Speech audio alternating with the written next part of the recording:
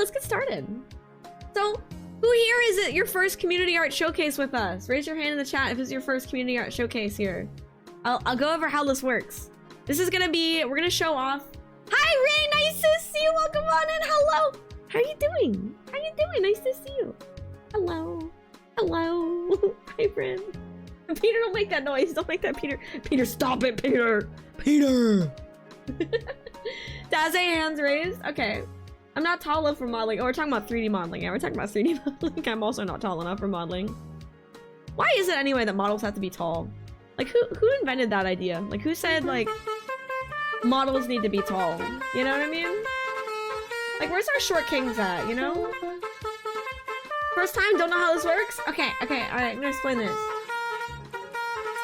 So, today we're gonna showcase artwork by not me, but y'all. But you guys, gals and pals. And the work that we're showing on the screen, if you see... I'll move this a little place that's more visible. This little critique requested little thing at the top of the screen there. If you see that pop up, that means that you're welcome to join in constructive criticism in the piece that you see on the stream. That means the artist has requested critique. So I want to make sure that we refrain from giving crit unless the artist has requested it. I feel like the blue, I can no longer see what the thing is with the blue, so I'm gonna change this. Hang on. Oh, that's really hard to see. I don't think you have any idea how fast I really am. So if you see that, I mean, it's critique requested. Yeah, fair play. Hi, Emmett. Nice to see you. How are you doing? Welcome on in. Welcome, welcome. Okay. And then we'll have the artist credit over here. We'll post the artist credit over there so you can see who's the artist. The artist of this lovely piece is Dark Magic Sweetheart. But this isn't for the showcase. This is just a piece that I threw up here because I was too lazy to make a little thing for the showcase. All right, so let's get started. And if you're new here and if you're wondering how, oh, let me get a little thing pinned. Community art, let's see, join our community art showcases in our Discord. And then we're gonna get a little Discord link.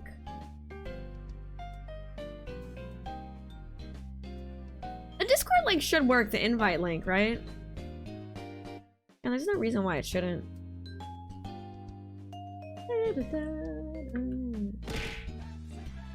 And we'll pin that message.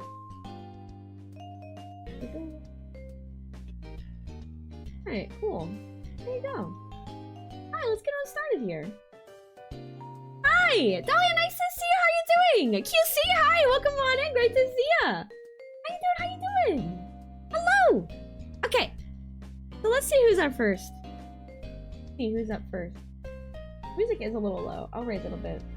Is the music okay volume or is it too low for y'all? Let me know. We're ready to rumble. Yeah, we're ready to rumble. I don't have the energy to... Do I? Can I Monkey. hit the energy? No, I can't. I'm just gonna say it like, are you ready to rumble? Bruh.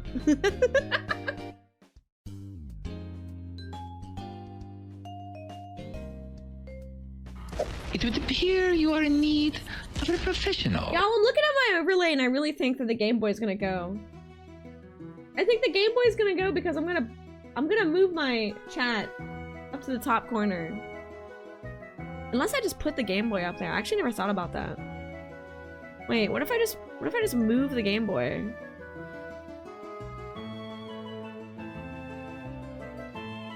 Oh, I can't. And then I move my model here. How do you feel about this? Huh. Oh, now it doesn't look like a Game Boy. It looks just like a weird box. I don't like what I just did. Forget what I just did. I don't like it. Okay. Changed it back. I technically participate in the art showcase as well. My drawings are pretty crappy. No, your drawings are not crappy. Your drawings are awesome. No. Everyone is welcome to always join these. It doesn't matter what stage in the art journey you were at. Everybody is totally welcome to join the community art showcase. We also have multimedia artists and 3D, 2D, traditional art, all kinds of stuff. Yeah, but we do them every month, so you're welcome to join for next month. Yeah, we do them every month. Let me move this up. Okay. There we go. Alright, let's get started. I'm gonna change my chat up. You still eat crayons? Good for you. Good for you. Good for you. You do that. Don't let your dreams be dreams. Who am I? Who am I to tell you you can't eat crayons, you know? I mean, really, I'm just a raccoon on the internet, you know? Alright. Oh, drop pile will be really fun, actually. I've been meaning to do a drop pile one soon. We should definitely do that. Hi, Pancake. Pancake is here for the art showcase. Okay, let's go. Let's see who's up at the first art showcase. I'm gonna zoom up to the top of the list. Oh, let me make a little thing. Entries closed. Entries for the... Whoa, I can't type.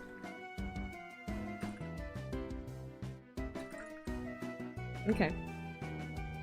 We don't have too many entries, I think. Okay. This first one is gonna be by Zed Shirogane, and I have to mute the VOD because this is an animation that has potentially copyright music. Oh, whoa. Alright, let's see.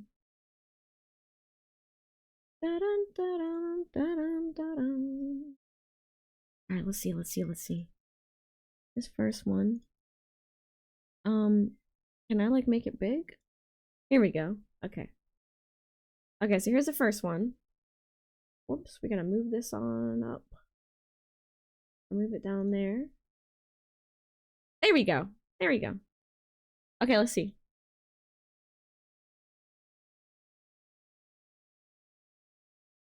Oh, wait, hold on. I got the artist. Zed Shirogane! Okay, wait, I want to watch this again. Hang on. Is this like based on Rain World? It's kind of Rain World like. And the artist says...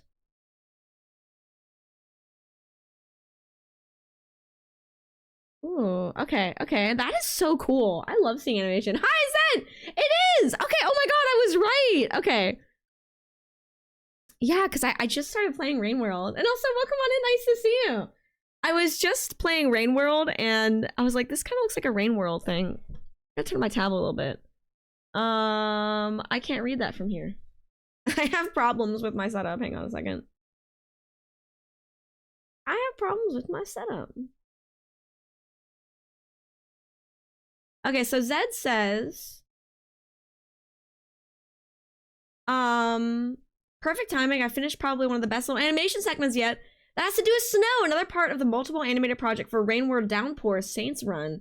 Nothing that really spoils the game, but I added a spoiler just in case someone wants to peep, or someone wants to play the DLC totally blind. It took me about 5 to 6 hours to make this 5-second animation. Yeah, I bet. Man, it was rough. But I learned how to make some smoke effects and transitions, hopefully. Nobody is getting blizzards like Sluglat this year. Happy holidays. Okay, so I have a question. Here's my question, and I'm gonna put it back up on the screen here. I'm gonna just mute it and I'll have it on play here.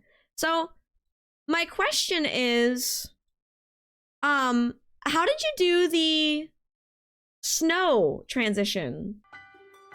How did you manage that? That's so cool. And my second question for you is, how on earth do you play Rain World without pulling your hair out? That game is incredibly frustrating. It's so frustrating. Like, I don't know how you play that.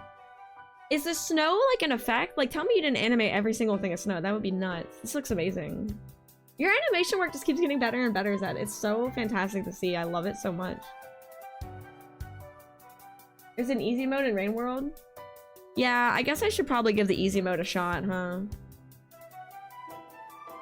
Maybe I should try it. Don't do it, Danny. Don't do it. Damn it!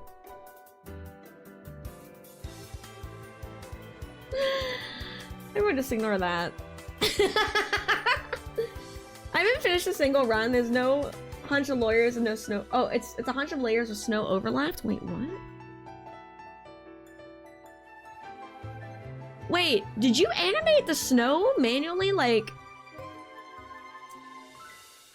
it's, thank you, DZ. That was just a yawn, exactly. So the snow is like a snow brush, but then like you move it down manually? Did you like, you, motion tweened it? That's still crazy. That's a lot of work. Frieza, I'm going to ignore that. I'm going to ignore that. That's incredible. Zed, thank you so much for sharing. Holy moly. Ah. Zed, do you have anything else you'd like to share about this piece before we move on to the next one? We will not be making turtle noises today. No, Danny. Stop. Stop. No. Very cozy. What a great way to start off the heckin' community art showcase today. Thank you so much, Zed. Thank you.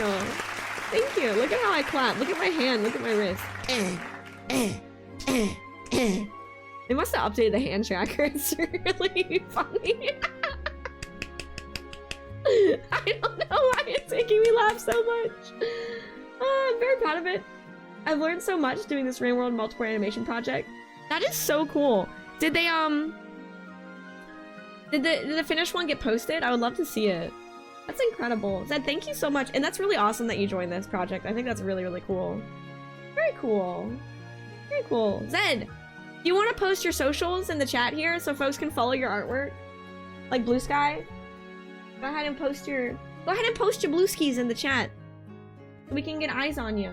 By the way, if you're on Blue Sky, did you know we have a Rack Pack Blue Sky feed that you can join? I don't remember how to do it. How do you join the feed?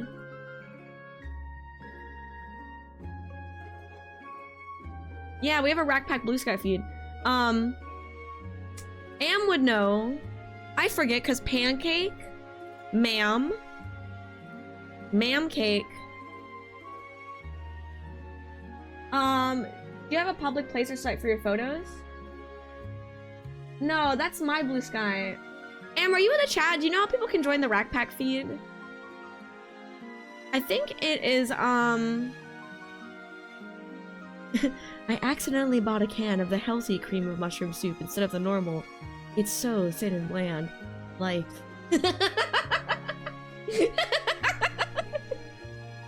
Come here, you little scrunkle bean! Oh my god, my cat is out of control! Hi, Wolfie!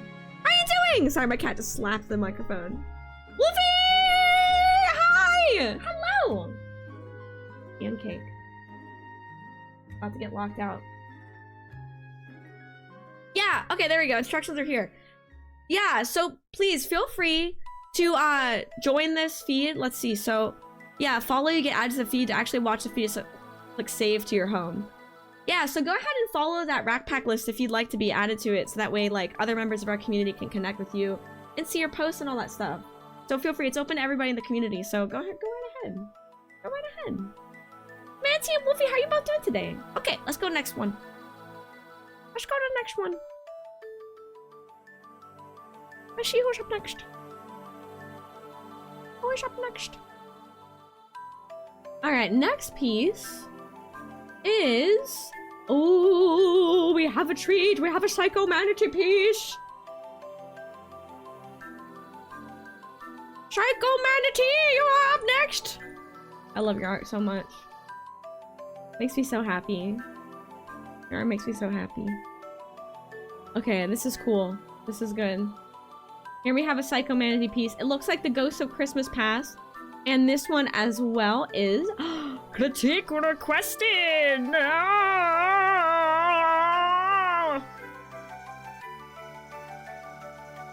I'll put that over here. End up taking a nap, watch the snowstorm. Nice! It's supposed to snow here in Georgia Friday. So I personally will be taking the day off Friday to witness the snow. Literally, I will witness the snow. So I'm taking Friday off.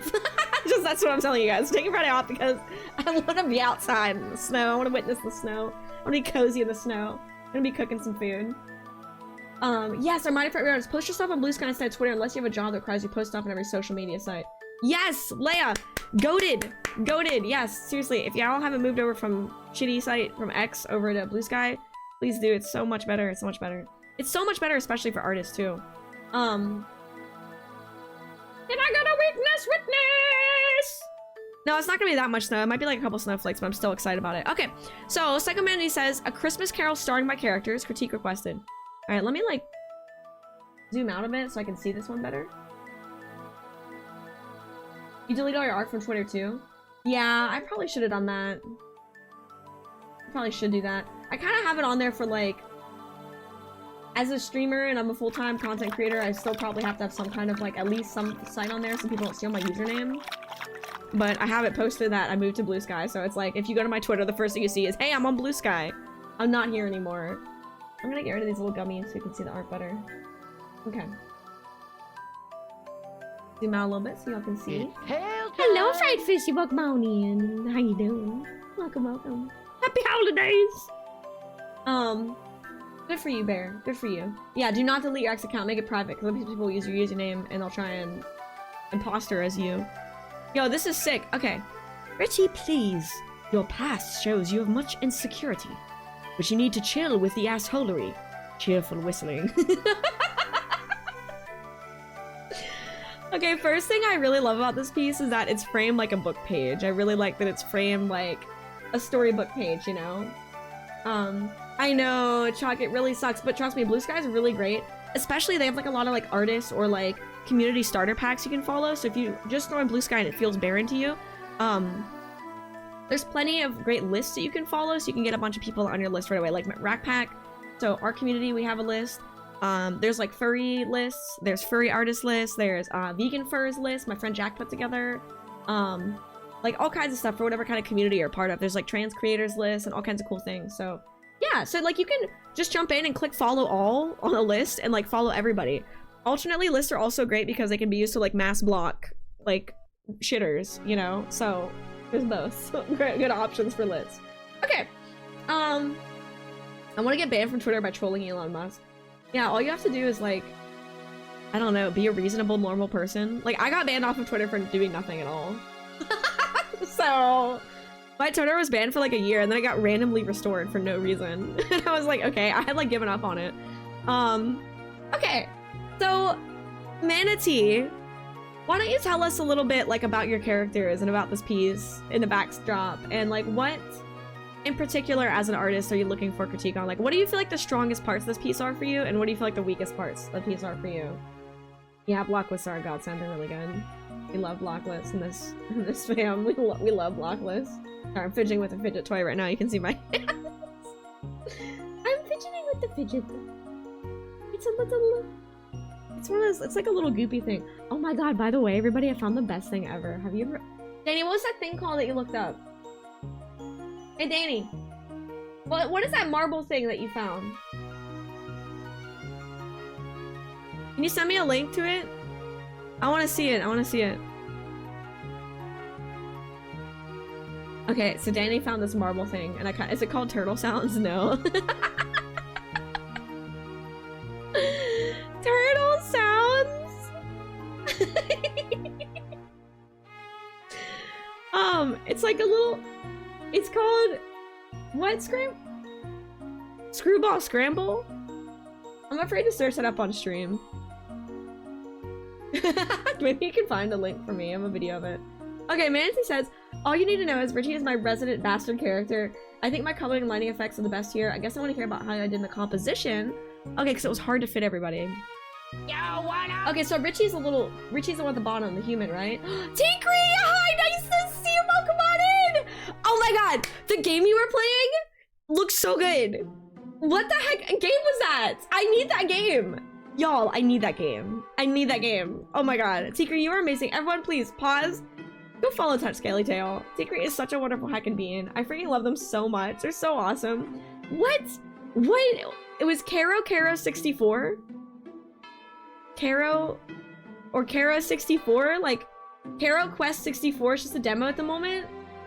Is it on Itch.io? Because I literally want to play it so bad. Like, okay, can I just say something about your whole stream and your content and everything? Yo, what up? Tigri plays the most goated games of all time. They play, like, every time I go to their stream, they're playing some cool-ass shit, for real. Oh, Legend, thank you for the raid! Hi, dude, nice to see you, welcome on in! It's a cozy raid! Oh my god, look at that cozy wizard! It's so cozy! Hi, welcome on in! Welcome, welcome! Everyone, please go check out my friend Legendary Vegan. He's such an amazing artist and such an awesome friend. Please go follow, go follow. Always playing games or fantastic art, especially amazing like traditional art, by the way. We're doing the community art showcase. You were a Squishable today. Dude, I wish I could be a Squishable IRL. I just want to be a Squishable. Squishable life. Just, I don't know. I don't want to pay taxes anymore. I just want to be a Squishable. Hi everybody, welcome on in. And if you're new from Tigri stream or from Legend stream, I'm Sky, nice to meet you. We're doing a community art showcase today, and we're showcasing art by members of the community, so it's not my art in display. You'll see the artist credits up there, and if there's critique requested on the screen, feel free to give constructive criticism as the artist requested it for the piece on the screen. And we're talking about this piece, it's a holiday theme, so this is Psycho Manatee's work, and these are their characters, and they were wondering about the composition. So what does everyone in chat feel like about the composition? I'm gonna download that game. Agree. Yeah, I agree with you. And honestly, that's the most goated way to go about it. Like, cause I'm so with that. Like, as a streamer, and sorry, my voice is a little like cracky. I don't know what's going on. As a streamer, there's a lot of pressure to follow like the mainstream meta. You know, everyone plays one game, so you're like, I feel pressure to stream it. But then what happens? Everyone's streaming the same boring ass game. 500 different people streaming the same game. You're like, dude, I'm tired of watching the same game. Well, that's when you go to Tigri stream because they're always streaming really cool, unique, awesome indie games. It's so cool. Why are you playing Fortnite right now? Hi, Hans! Nice to see you, dude. Hans! Why are you playing Fortnite right now? Why are you sitting here talking and looking at art? That's so lame. Bro, get on Fortnite. Why are you, do you even Overwatch, bro? Bro? Yeah, play your Weird Frog game. It looks so cool. There's a bit of empty space in the middle, DZ says. Yeah, it's not obvious who's saying what in the captions. I would kind of agree with that. Where are we dropping? Where are we dropping? It's the same people playing Overwatch too. Also, that being said, this is not a knock at anyone who likes to play mainstream games. You do you, fam. Honestly, I'm a big believer. Play the games that you have fun with. Play what you want to play. Like, everyone who's watching your stream can tell if you're enjoying something or if you're not, I feel like. So, if you're playing a game that you don't want to play and you're not having fun, everyone will notice. It happens a lot with me because I play a lot of weird indie games and I just kind of make a point. Like, sometimes I play a game that is shit and I don't like it. Like, what was that game we were playing on the subathon that we all, like, hated? Like, everyone in chat hated the game. Eventually, I just quit. It was the Dark Pictures game. Hi, Camelot, nice to see you. Anyway, I'm getting distracted. Let's talk about this art. Sky literally thought I was playing weird old PS1 games. Yeah, no, I literally, like, I so gravitate to people who play, like, weird old PS1 games or, like, indie games. I love them so much.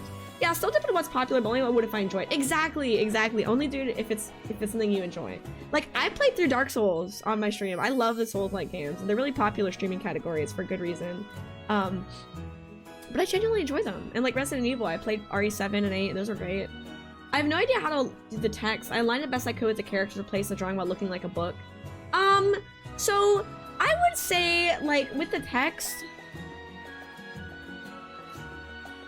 I would do like one line at the top and then one line at the bottom. I would like make it a little bit smaller and then maybe fit 1, 2, 3, 4. There's 4, and I would do 1, 2, 3, 4.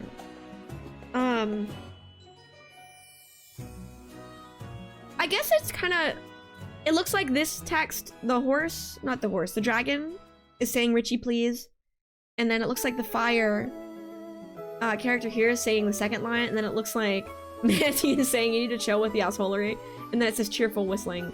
So it is sort of obvious in a way, but you have to look at it. The Crab Soul's like, yeah, I was eyeing that one up. Digimon one of the meaning to play. I heard it was really good. I am so excited for the Croc remake, but I too Tigri want to play the original. The original is where it's at. I'm hyped for it. I'm really hyped for the remake. Do you know when it's gonna come out? Chuck says my critique is this: I think the Scrooge character will be better center with all the ghosts drawn around him. Oh, yeah, I agree with DZ's critique of the middle being kind of empty. Also, hi Panda, how you doing? Hi, Panda, nice to see you. How you doing? JackX3000 just resubscribed hey, for my friend. 34 months. Hey, what's going on? My best friend. How you doing? Thank you, dude. That's very nice of you. Thank you. Yeah, cute Sonya and Croc is getting a remake. I'm so excited. Oh my god, I'm so ready. And you know the remake. Originally they said no tank controls, but the fans were like, "What the hell?" And so now they re-announced that the tank controls will be an option. So you can play with tank controls, which I feel like it needs tank controls. Like, if you're not playing Croc with tank controls, like, you're a Croc poser. I'm sorry, I'm not judging you. It's not my job to judge you, but God is judging you. So go home if you're not using tank controls. Yeah, that's the Yoshi Croc experience. And that's the truth. That's the truth. The Lord is judging you. Like, literally, like, at the end of it all, you will go to the end of your days and you will see whatever deity awaits you. And you'll be like, hey, was I good? Did I get to go to whatever, like, nice afterlife? And freaking heaven, Valhalla? And they'll look at you and they'll be like, well, you played the Croc remake without tank controls, so... no. I don't make the rules! Booty! Trying to set up an AI bot right now. Oh my god, Booty, can you help me with this stuff? Because, like, I need help with stream stuff. I'm not a good streamer. And Sonya, welcome on. Thank you so much for the follow. Straight deck. I'm sorry, I'm getting way distracted. So, I agree with the critique that this is a little bit empty. I think that would be a good solution to have the main character. Maybe we can help each other, dude, because, like, I for real need help. Like, half my stream shit is broken all the time. Like, my mix-up is just completely broken right now. I don't know, is it working? Okay, it's working, but I can't access it. So I can't even view the window. Anyway, the character's in the middle. And then the stuff was around it, but I see that you want to fit them in as a page view. Actually, I have a different critique. I think my critique would be, don't be afraid to change the sizes of the characters around, because, like, they're all relatively the same size. So the screen, I guess I'll say, like, the real estate.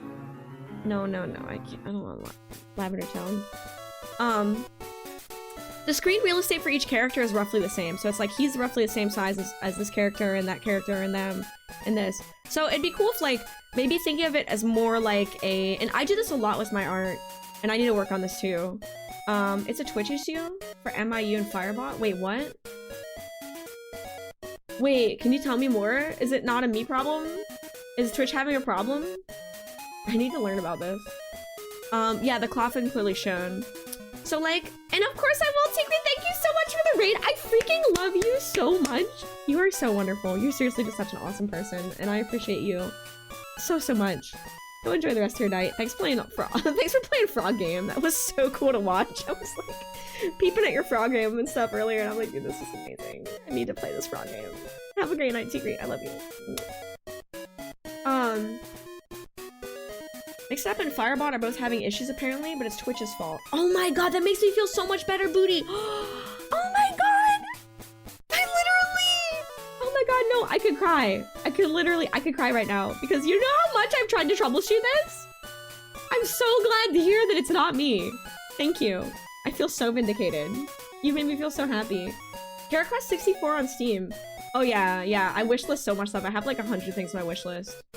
My wishlist is bonkers, and it is good for indie creators. I'm gonna look that up right now. I'm gonna look up HeroQuest. I'm gonna wishlist it right now before I forget. Anyway, I'm sorry, Manatee. So, thinking of it in terms of not just like sections of the composition, but also like what's in the foreground versus what's in the background. So like, if the coffin holding character is in the background, maybe they could be bigger and take up more space in the canvas, right? Because there is a lot of like empty space. You know what I mean? Months. Snurple love, snurple love, snurple love. Please stop. I love you. You're so wonderful. You are such a great person. Like, I'm so glad we met. You're so awesome. How are you doing today, Snurp? What's up? Hi. Hello. Welcome on in. We're doing community art showcase.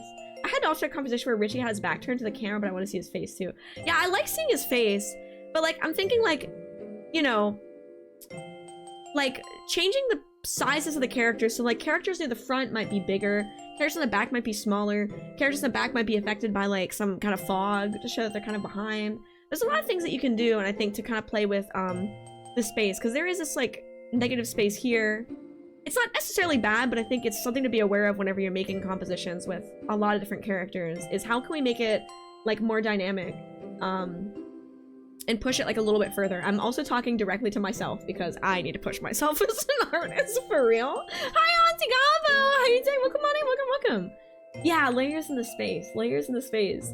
Oh, you're totally fine. Oh, well, Snurpa, if you're in the Discord, we have a new role that I pinged for it, so you can grab the showcases role if you want to be like notified for when the new showcase is announced, and like whenever we're having like the stream for the showcase and all that stuff. You can grab that role in the role request channel if you'd like. But yeah, oh, thank you for head pat. Thank you. Sorry, I don't have orb back out, so it doesn't happen automatically. It was like, yeah. Do you think maybe the lizard character close to the right would have helped? Yeah, I do. I think I would have liked to see these two in the forefront, so moved over to the right. Because this creates an awkward like line. Manatee goes directly into the lizard, and it sort of creates this very, like, the left side is very heavily weighted, and then the right side, it has a bit of an odd weight on that side. So yeah, I think if you move the two front characters over to the right, and then sort of like maybe made the Plague Doctor in the back bigger, but like taking up more space, but in the backdrop, that might work really well. You could also do cool stuff with like the fire glow effect and have that work into the background as like smoke or something. That would be cool. Yeah. Yeah, if you have characters touching more than one edge. Yeah, Panda, that's a good idea. Yeah. A diamond composition. Okay. I see. Yeah, it's sort of a diamond, but the problem is like the diamond weight is like on the bottom here. And I almost like, because it's a storybook page, I want it to be like down in the center. So yeah, if you move those two over, I think that would achieve the diamond composition that you're looking for. A Fibonacci spiral. Oh my god, don't get me started on the Fibonacci spiral. Like, there's no right or wrong to do art, but I'm like a very like math, I'm an anti-math person. So like, I don't know how people do the Fibonacci spiral. I don't understand it. I know people that are like, they swear by it, they love that shit, but I'm like, I can't. I've also heard that folks say the Fibonacci spiral can be found in every art piece, and I don't know if I agree, but I think part of me not agreeing is like, I know you do because your pieces were literally, the last piece you did was Fibonacci. I swear to you, I can show you pieces that don't have Fibonacci spiral. You found time, I feel like a Fibonacci. Homie, I feel like a Fibonacci right now. Fibonacci spiral. I'm Fibonacci spiraling out of control. This is absolutely lovely. Manatee, as always, thank you so much for sharing. And everyone, for the shout out, please go check out Psycho Manatee. They do stream on Twitch, so go drop a follow. Go drop a follow. A wonderful friend and member of the Rack Pack, and many other wonderful art communities as well.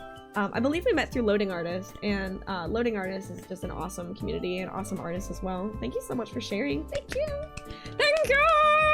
Goated.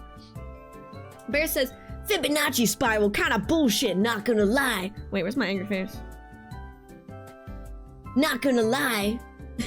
Of course you're gonna find it everywhere if you go looking. Literally everywhere. See, I agree, dude. I agree. Go drop a Fibonacci. Yeah, I like the ghost effects. They turn out really good. I like it a lot. Yeah, thank you. Thank you so much for sharing. As always, you're just so heckin' awesome. A Fibonacci. Go drop it a Fibonacci. Alright, let's see who's up next. Keep going on. Oh, this is what I'm talking about that Danny found. This. I want this so bad. I'm gonna put this on my throne, y'all. And then if I get it, I'm gonna do a screwball scramble stream. Okay, I'm about to Fibonorb. Fibonorb. Okay, so this is Screwball Scramble. Has anyone played this? Yeah, this is from the 80s. I had this when I was a kid, but I never had the marble. There's a sequel? Homie, what? You can connect them? Oh my god, link me the sequel. I want both of them. They're not that expensive. Are those like 20 bucks? I'm gonna get this. Anyway, I had this as a kid, but I never had the marble, so I could never play it. There's a lot to this kind of toy. This fascinates me. You put the ball in and then it goes through, and like it's this whole little maze, and it's all controlled with switches and there's no power in it. It's so cool. Yeah, it's a children's toy. I don't know, I want it. I want this thing. I don't know why, it just fascinates me. Marble toy. Okay, let's see who's next in the art showcase. You never see this one, looks so good, doesn't it? Okay. Oh, Am made a cute little thumbnail! Oh my god, it's adorable. Isn't that cute? Why are you here? Are you here to make a noise? What's behind your back? What are you holding in your hand? Nothing. What's behind your back? Absolutely nothing. I don't have anything. What are you doing? I don't have anything. You look sus! I don't know. I'm just me. I'm just me. No! Don't encourage them. Ah, this is beautiful, Am. Thank you. That's super, super cute. That's adorable. Danny hiding the Screwball Scramble. That's what I want for Christmas. I want Screwball Scramble, Danny. I want Screwball Scramble for Christmas. Frosted! Hi! Welcome on in! How you doing? Hello, dear! How are you? Welcome, welcome. Oh my god, I'm forgetting to give shout-outs to my homies when they come to the stream. I gotta give Haas a shout-out, too. I forgot. Hi, Frosted. How you doing? How you doing? I'm glad you're doing great! Heck yeah! Heck yeah, it's nice to see you! It's amazing to see you when you're not actually streaming because I feel like you're just perpetually live. It's impressive, honestly. I'm hella impressed. Okay, the next piece is... Oh, this is a beautiful piece here. Oh my god, I love this. So here we have a Hanukkah piece. Very large right now. I'm gonna zoom out. Oh my god, gorgeous. Okay, and this is by the lovely resident bear of the community. This is by Jewbear. Jewbear IDK. And this is also critique requested as well. I'm only live 8 hours a day. I know, but that's, I don't know. You do like a lot of subathons and like you stream a lot. 8 hours a day. I don't know if you take days off. Like, I don't know. Dude, Fry from Futurama, take my money. I really want the game. Anyway, this is beautiful. You only do them once a year? No, you do them more than that. But you do them really long. They're once a year, but your subathons last like a month. Yeah, because they're so long, exactly. Maybe more than a month. It's wild. It's so wild. Anyway, how are you doing, dear? How's the new year treating you? So this is by Jewbear, and they say critique requested. It's the holiday season now, and it's time to fulfill the obligatory, not Christmas, holiday theme piece. Thank you, big clap, big clap. Theme piece, the pic itself was from a couple years back, so putting it to some sort of use feels better than letting it sit in a hard drive. This month, I bring y'all 2 versions of my piece after doing all the work for my colors. I thought it looked good even without them. I hope everyone has a happy holiday, whatever you celebrate, and if you're not celebrating anything, have a cozy winter heart. From Bear. Bear, you are so sweet. You're such a sweetheart. Okay, so here we have... This has the color in it. Okay. I'm gonna zoom out so you can see the whole photo a little bit better. And then... the black and white version. Ooh. I like how subtle the color is. Really enjoy that. He says I need K, but he Ks. I'm glad you're enjoying the vibes. It's so great to have you here, Frosted. Thank you for dropping on in. Thank you, thank you. We're doing that. We're showing off Bear's photography, photo works right now. We're doing a community art showcase, which, by the way, everyone here, no matter what you feel like your art skill level's at or what type of art you do, you are all welcome to submit for the showcases. The link is above in the Discord. It's the community art showcase room. We do these once a month where we showcase art for members of the community. It's a really fun time. Please feel free to join if anyone wants to join in. We'll decide the next theme of the next showcase at the end of this stream. So get some ideas together. We're gonna go back to like maybe some art-centric ideas. So much time and effort in the colors to realize after I hit post as to why they ended up off what I wanted. The colors are inverted from the original pic. Yeah, do you want to send me the original? Well, first off, the colors are extremely desaturated. They're very desaturated. Oh, so it's inverted so that purple would be yellow? Is that what you're saying? Yeah, why don't you send me the original so I can see? I'm very interested. Okay, Bear's sending me a picture. Oh, the original photograph is lovely. Oh, it's beautiful. I really like the original photo a lot. I really like the original photo. So here we have original comic filter with the color and the black and white with the comic filter. Let's zoom back in here. I'm quite fond of the original piece. The colors are very like warm and welcoming, but I think that they both have really nice vibes. Like they're different vibes, but they both have really good vibes. What do y'all think in the chat? What is everyone thinking about these photos here? Like what would you feel critique-wise? This was really, I guess, the final piece that was submitted. I quite like this one too. I like the somber vibes. It's like very peaceful, you know? That's so cool. Yeah. It's really neat. I like that. I actually like this one with the slight color. Yeah, you like the submitted one? I do too. And the more I look at it, Umbra, the more I really like this one. Like, I think that it has just like a really... It has a nice vibe to it. The sort of desaturated, cooler colors and like this little hint of purple here is really nice. Can you move a little to the side? Yeah, let me scooch. I'm gonna have to block chat though. But y'all can deal with it. That's okay. Yeah, I'm thinking... I took note of that lovely blue in the flame, and that wasn't there in the final piece. I'm wondering why. What software do you use for photo editing again? Because I know that you could probably, like, select the area and color overlay on that blue. Yeah. I like it even more as a complete piece, yeah. Feels Pixlr. I have no idea what the heck Pixlr is, dude. But I think that, like... You probably could, like, there's gotta be some kind of lasso tool where you can lasso around the flames and then do a little overlay on it. And you know what I also say critique-wise?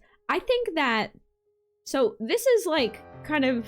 It's sort of like a lower res photograph, right? It's beautiful in composition, but I always come back to you with despair. It's like, you gotta, like, get some better, like, cameras or something. Because, like, your photography is phenomenal.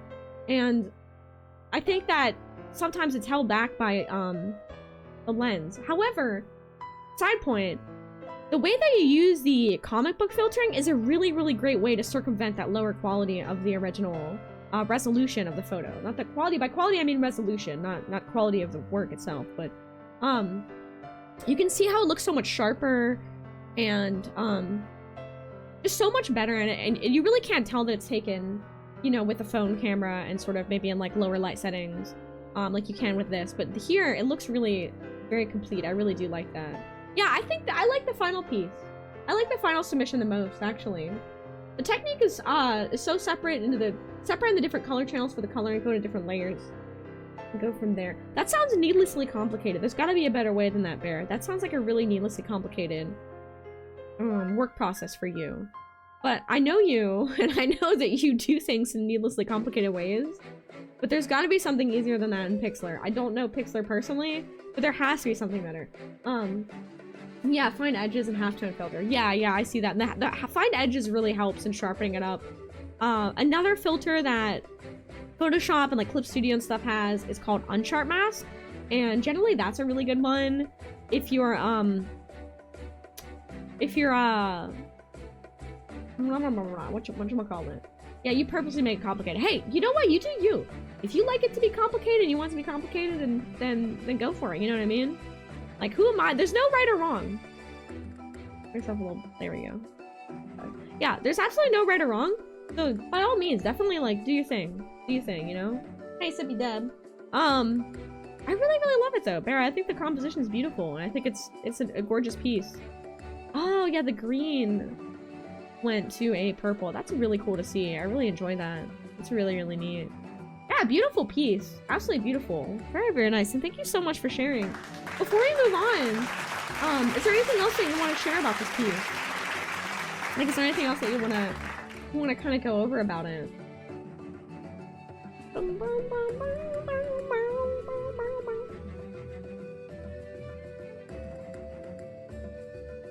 Excuse me. Excuse me! It's very pretty, Bear. Thank you so much for sharing. Thank you, thank you. I think we are coming up on the ad break, so I'm gonna take a quick ad break. I need more water too. Bringing back the original pic is a few years old on an entirely different phone. Any notes on what I can do to improve? Yes, get a better camera. Everything else is perfect. I'm serious, I'm not trolling you. Like, get a phone with a way better camera. The mask part, is it longer? A little conflict at the top, but I don't know if it's the full shape. No. No, that's the top, yeah. I don't mind that it cuts off because it matches this pillar of smoke and it creates a nice, almost like a thirds. You have a rule of thirds thing happening here. You have 1, 2, 3, in your photograph, which is really, really cool to see. So I don't really mind that it cuts off. And you also have like you have like little separations here and here. So I like the composition quite a lot, really. Yeah. You know how much I hate to hear perfect in regards to my work. Why not get a digital camera that isn't a phone? Yeah, that's also an option as well. You could do that. Yeah, rule of thirds is really, really great for photography. It's really fantastic. All right, let me slap words up on screen for y'all. Words on stream. Wow! Words on stream. Wow! Dude, I am weird. Oh my god. I'm gonna be right back. I gotta get some water while the ads run, y'all, so we don't miss anything. And when we get back, we will move on to the next piece. Thank you so much, everyone, for hanging out and being here. I'm gonna turn my little face around and I will be right back. I love you, beans. It's your ad break time. I will be right back. I will be right back. I gotta go get more water.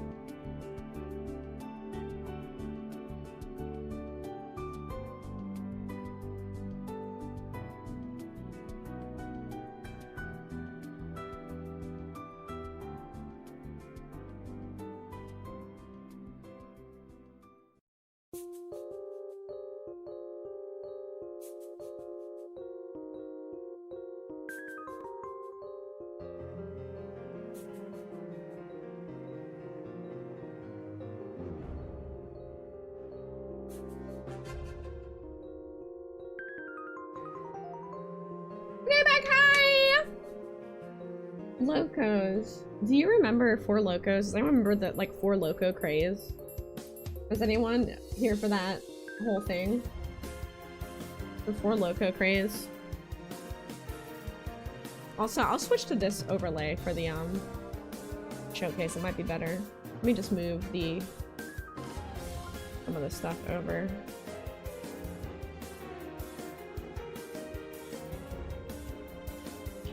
Oh no, that's not what I want. It's an image. There we go.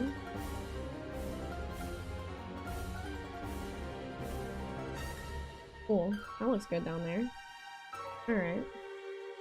You do not need to play another match, y'all. You do not.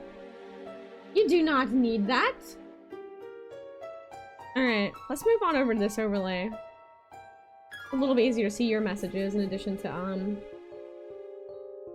chat. Chat and this stuff. Put the critique requested up at the top. We'll put it. And then, we'll put the artist credit down here too. Excuse me. My voice is like dead tonight. Okay, that's not what I wanted to copy and paste here. Hang on.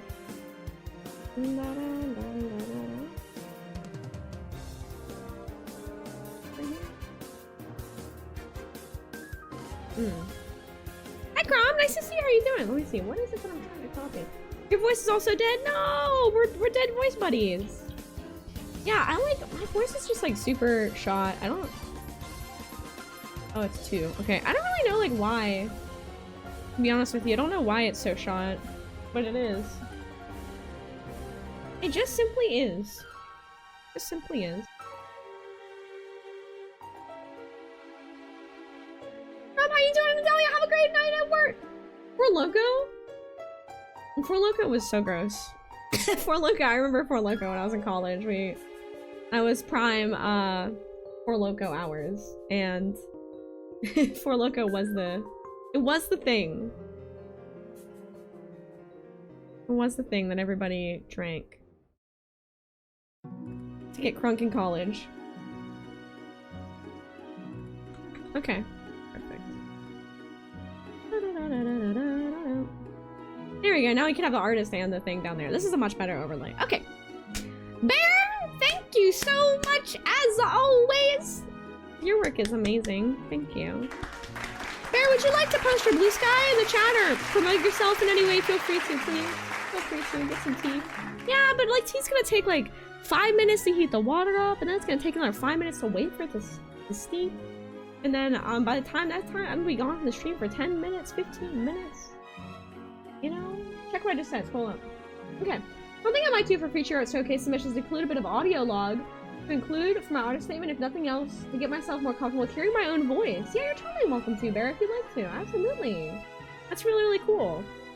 Listening to your own voice, recording it, and like watching your videos is a really great way to be more comfortable with your own voice. I mean, it helped me a lot. Like, honestly, I used to be dreadfully, like, adverse to my own voice, and streaming and stuff has helped a lot with that. It's helped a lot. Did you see your 12 chains? No. Oh, you mean in the words? Oh no, I did not. I'm sorry. I did not. Okay, let's go on to the next one. Let us see who's next in the showcase. The next up one is by Alzi Alpaca. Azzy Alpaca. Azzy Alpaca. Azzy Alpaca. And this is just a showcase, no critique requested. This one just says, my first soda being spicy. Oh whoa. Oh whoa. 12 chains, let me see. Wait, should I be showing this on stream? Oh yeah, this is fine. This is just a game. You're a puzzle gaming god, Sippy. And I don't know how you have the brains for this, but that's amazing. This is Puyo Puyo, right? Excuse me. I know, I love spicy art too, but Twitch does not love spicy art, so... We can't, we gotta be careful. Fish does not love spicy art. Only thing I have to promote this showcase because it's the only piece people can see more or less consistently in my work. You're so sweet, Bear. And I'm very glad. Thank you for joining the showcases. I always love showing off your photography. It's really wonderful. And Azzy Alpaca, thank you so much for sharing your work as well. Thank you, Azzy. Thank you, Azzy. Thank you, thank you. What's up next? Oh, here we go. Okay, we have another piece. Oh, this one's so cute. This one is Silly Goose. Silly Goose is up next. Silly Goose. Silly Goose? Silly Goose is up next, and Silly Goose says critique requested is okay. Alright. Take a deep dive. Silly Goose says... Christmas art of me and my friends' characters. They're one of my best friends. The character is a silly traffic cone dude on the left. Critique welcome, however, I've already kind of nitpicked the side profile, and where the fire in the fire, and since have learned how to do better. Okay, that's good to know. Okay, cool, okay. Alright, oh my god, can I just say that I love the Gur outfit on the character? Hi, Goosey. John Pork, what the hell is John Pork? Homie, what is that? What is that? And what is this little guy here? What is the John Pork? What is this? That is so scary and so weird. Yeah, this little glow for the fire is really cute. It's very cozy. I really love the attention to the outfits. I think that's really cute. Like, I love all this like very early 2000s Hot Topic vibe outfit. I'm so vibing with this. I love this. All the patterns and everything. Oh, it's so good. We need like a resurgence in the style, like IRL. We need everyone to adopt this more. I feel like mainstream clothing styles are so lame. Like, I don't even know what the kids are wearing these days, and that's just shows how lame it is, because like I don't even notice a fashion trend in like the younger generations. Like back in the early 2000s, we had freaking Gur, okay? We had hot pink checkerboard. Like, this was the way, y'all. This was the way. The shoes are Osiris. John Pork is a meme. The little guy is Springtrap from Flap. Okay, what is Springtrap and what is Flap? John Pork is a... John Pork... Hot Topic meant something before it sold out and became really corporatized. And it's still around and all, but... The sneakers nowadays look ridiculous. Oh, from FNAF. Oh, FNAF. Okay, not Flap. Flap. Old Rack yells at Cloud. Back in my day, listen. Hey, listen, back in my day, we had real goddamn clothes. We didn't wear no boring ass beiges. We wore stripes and we put socks on our arms and we wore them as sleeves. We wore Invader Zim girl hoodies. Back in my day, stripes and checkerboard meant something. The kids these days don't even wear anything cool. They just wearing boring ass shit. Sucks. Yeah, the neon patterns are amazing. Yeah. Zoomer meets millennial. Yeah, is this Zoomer meets millennial? That's what it feels like. Is the kid on the left is Zoomer and the kid on the right's millennial? What do Zoomers wear? Like, honest question. Like, what do they wear? Like, what do they do? Hey, no problem, Camelot. You take it easy. Back in my day, we respected the what is Davenport? Gen Z had cottagecore? I don't give them cottagecore. Gen Z didn't have cottagecore, okay? Slow down. They think they did, but they took it from us. Generational warfare. Hi, Mingo! Nice to see you. How are you doing? Hello, welcome back. Oh, we're doing community art showcase. We're showcasing artwork by members of the community today. And this is Silly Goose's work. 2020 alt for a while. It was fun. I'm Gen Z. See, but Goose, that's cool. That's what you should do. See, you take the cool stuff from the older generations and you still rock it. You keep it alive. You keep it alive. Yeah, the teacher's costume with Tilda was cottagecore. That was original cottagecore. They just call it. Everything is like called core whatnot, or core this or core that. And it's like, fashion isn't that different. Okay. What is like Gen Z fashion? I'm just like really curious. Hold on. What is Gen Z fashion? Gen Z fashion. Alto Girl 2019 just resubscribed for 22 Chaotic months. Fashion trends for this year. What is this? Alto, thank you so much for the hecking resub. You are such a sweetheart and such a ball of joy and happiness. I love you. Davenport's forbidden where I was from. I wear hoodies everywhere. Okay. What is this? Gen Z's wear like blazers over stuff? Seriously? Graphic tees. That's not Gen Z. Dude, that's just ballet flats with socks. Oh, that's lame. That's bad. Pancake? Bean? Get out from there! No! Oh my god! On top of my lap? Squishy boy. Okay, what else they wear? Feather trim? What is this? What is this? Like, what? I've never seen anyone wear pants like this, but also I don't go outside, so what the hell do I know? Flower applique? What? E-kid style is way to go over that scene. That or scene. Yeah, scene style's good. Oh yeah, Crocs. Crocs are popular. I know those. Bubble skirts. What?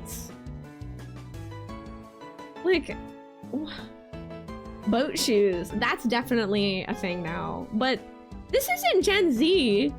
I'm seeing a lot of guys wear boat shoes now. Like, I'm seeing a lot of millennials wearing boat shoes. I'm seeing like a lot of like Gen Xers wearing boat. Like every dude now is just like, this is the laziest possible shoe for you. You just put it on your foot and you walk away. Like a lot of guys wear these shoes because they're so easy to wear and they're lazy. Drop waist dresses. What? This is lame. Okay, capri pants were a 90s thing, so they can calm down with this. They can calm the hell down with this. That was 90s.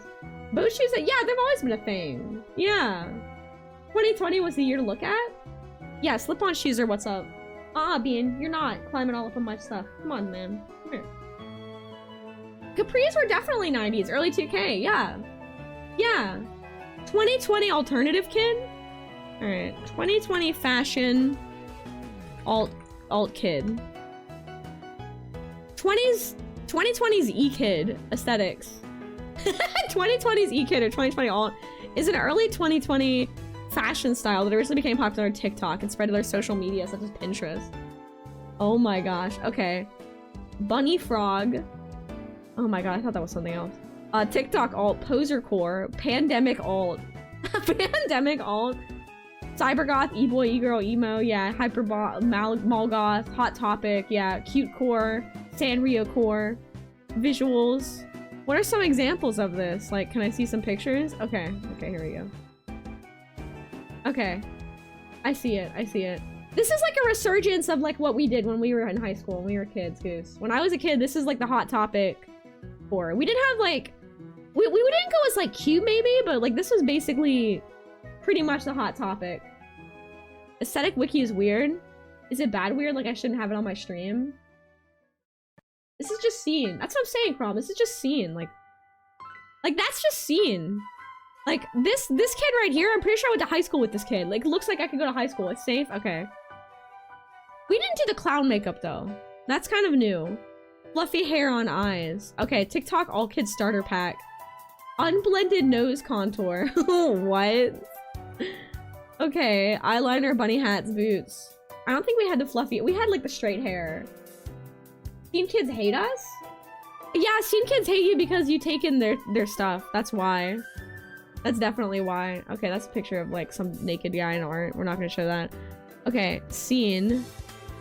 Yeah, the scene subculture in the early 2000s. This is what I grew up with. So like, if you scroll down.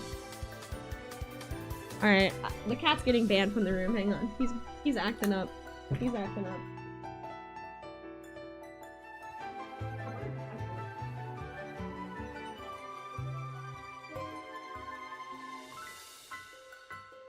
He's acting up. Scene is a poser subculture too. What is scene a poser subculture of though? Like this is scene. Yeah, this is scene. This is scene. Yeah, I really into scene being back then. Honestly, started to develop it up. I agree. I like to see the kids using the scene style. Yeah, yeah, rar. We used to say rar. You know? Yeah, that's scene.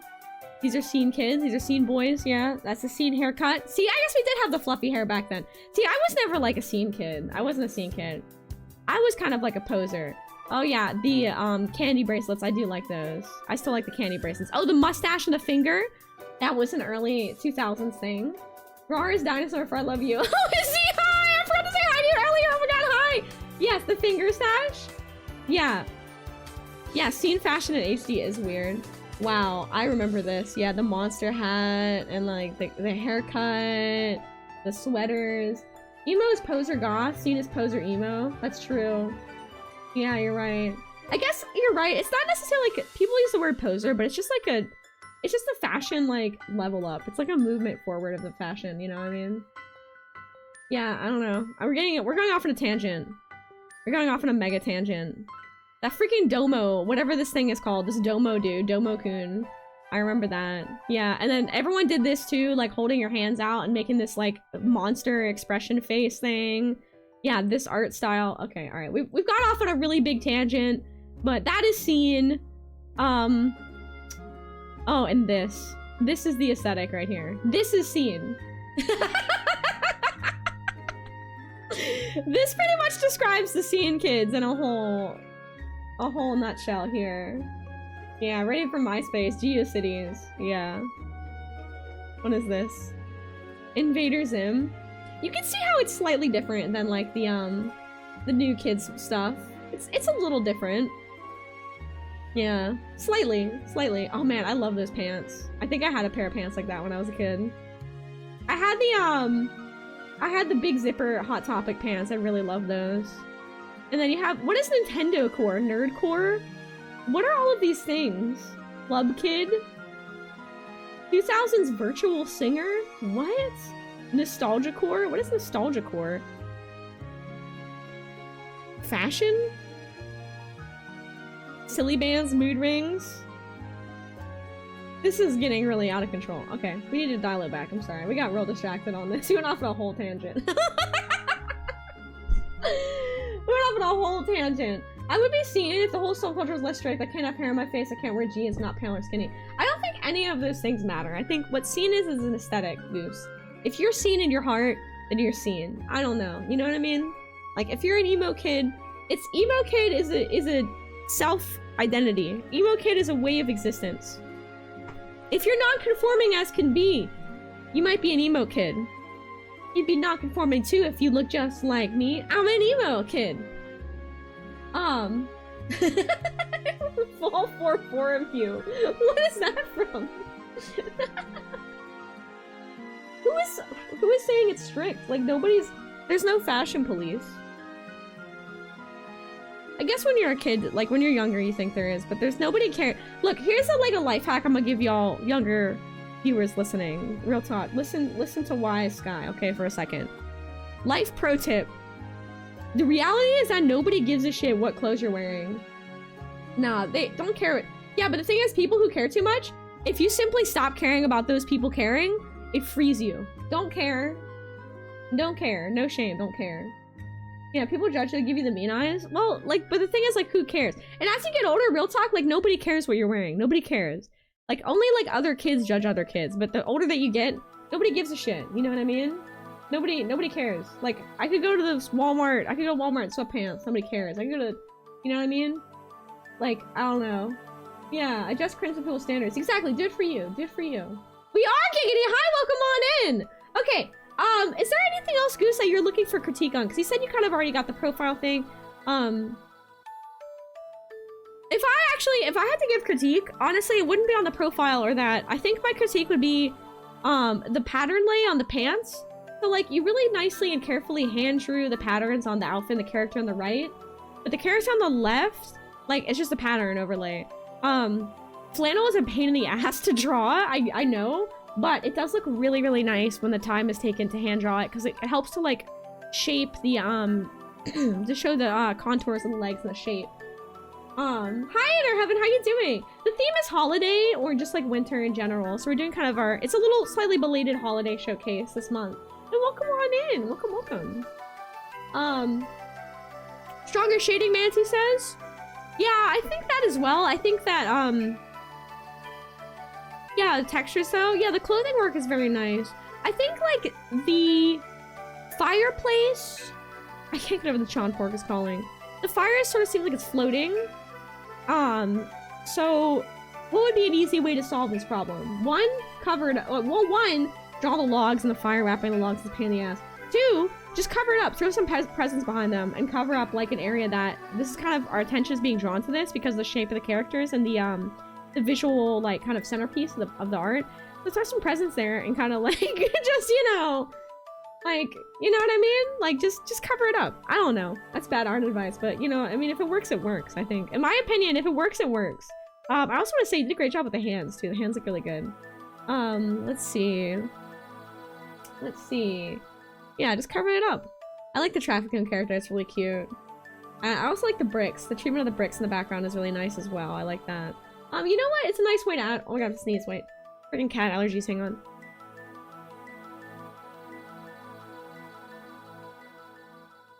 Oh my god, excuse me. I'm so allergic to cats and I have 3 of them and basically my life's a nightmare.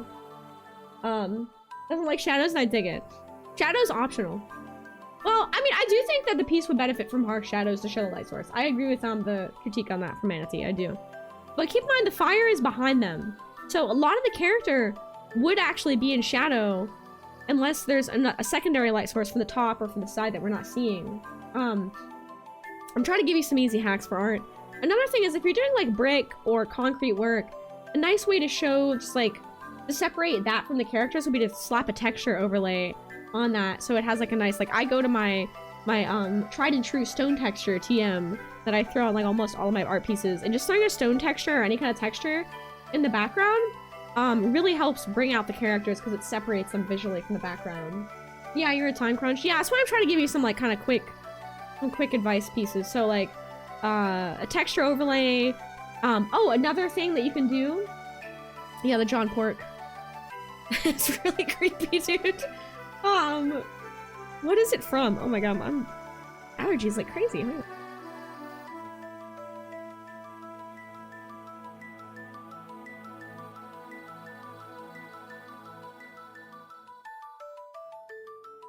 I'm just a kid and life is a nightmare. I'm just a kid and know that it's not fair.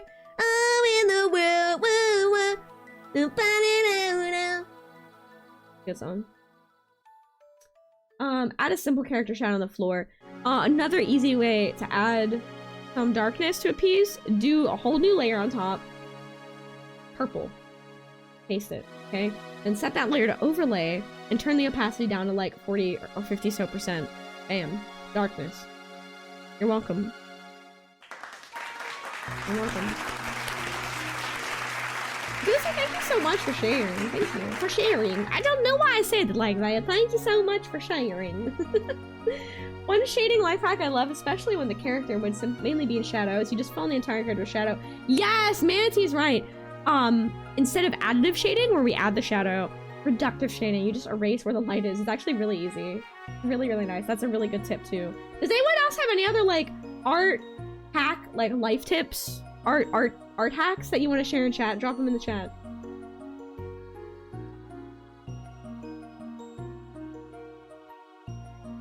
Ah! I need one. Let's see who's next. Silly Goose, thank you so much for sharing. Thank you, thank you. Jack is next! Oh my god. Y'all are gonna love this piece. Okay, this is amazing. This is so good. I love this. Look at this grumpy fox. Look at this freaking grumpy fox. What a grump. What a grump. Oh, Warp Tool is a good way to deal with that. I mean, I found it easier to just redraw it, but Warp Tool would work for that. This is my boy Jack Fax 3000!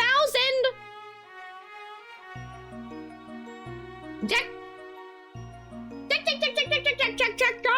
Jack! Ah! Okay. And Jack says, critique requested. So feel free to jump in on this with critique. Jack's here, hi! Okay. He says, I made a few grumpy Christmas pieces for myself, Secret Santa and my friend. I haven't tried to do a backdrop before really, but I think it really came out okay. I would say so too, I like it. As far as critique goes, I made some changes to my son recently and would love some feedback on his current design. Okay, cool. Other than that, I think the whole thing comes off as a little shiny, but I'm not sure how to fix it. Okay, submit a second piece on another post. All right. We'll do the second piece after this too. We'll do them back to back. Ecstasy! Ecstasy just resubscribed for 7 months. Hi! Finrug. Elephant Vex, what is up? How are you doing? It's great to see you. Welcome on in. Hi. We're doing the community art showcase. How are you? Happy New Year. Happy New Year, Vex. I freaking love you. I adore you. You're amazing. Freaking, I'm gonna give you a shout out. Get shouted out. Get appreciated. Get freaking appreciated, nerd. What are you doing? How are you doing? It's nice to see you. It's always a great joy to have you pop in. This is my friend Jack's work, so feel free to jump in on critique on this. Actually, Vex, you have amazing things to say for critique. No, I would love for you to add in critique. You always really add great things to crit. 2 days off in a row! Yeah, let's go! That was an unnecessary air horn. I hope you're enjoying your days off, Vex. You absolutely deserve them, dear. Absolutely deserve it, days off. Please, take it easy. Enjoy your time off. How's the new year treating you so far? And let's see, what are the crits here? So, Patty says I was staring at this earlier so much. I love this so much. The line out, the shapes and colors, everything. Yeah, it's really cute. Jack's work has evolved so much, and it's really getting so nice to see it. And Number says that. I know that I say this every month, but I love how Jack's style shows evolution every time. Yep. And that goes to show, like, the time that it takes and the time that you put into your work and learning it and improving, it shows. It shows. Very smooth lines. The character expression is great. This says to make the lighting look shiny, they put the white lines a bit towards the put the white lines a bit more towards the line without the gap. I whip my tablet out. Maybe I should whip my tablet out. Rom says Jackfax is a whole cutie. I can def add some crit. My crit would be to flip the canvas. Do you want to do that? Is it canvas flipping hours? Alright, fam. Let me load up Paint Tool Sly. Paint Tool Sly. Lip Studio Paint. Let me load this up and I'm gonna mess with this, okay? I don't feel like, oh my god, hold on, I gotta move my tablet in front of me. Yeah, drawers are very helpful, so I'll do it. Ugh. Just gotta move some stuff out of my way, hang on. Oh my god, what a bless! What a friggin' bless! What a mess on my desk! Oh my glob! Wow! Because guys, my desk is such a mess! Oh my glob! Okay.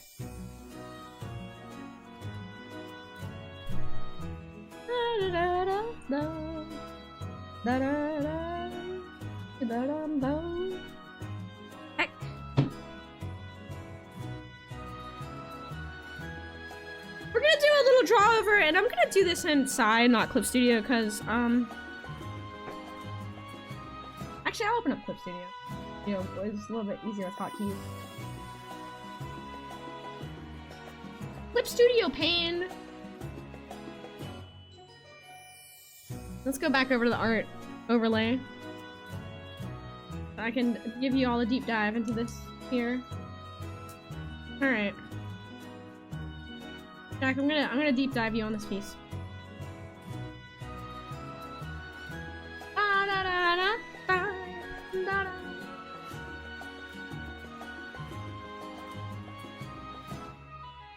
Okay. Flip Studio Blade. Okay, here we go. Alright, so we are in Clip Studio. Now we're in Clip Studio.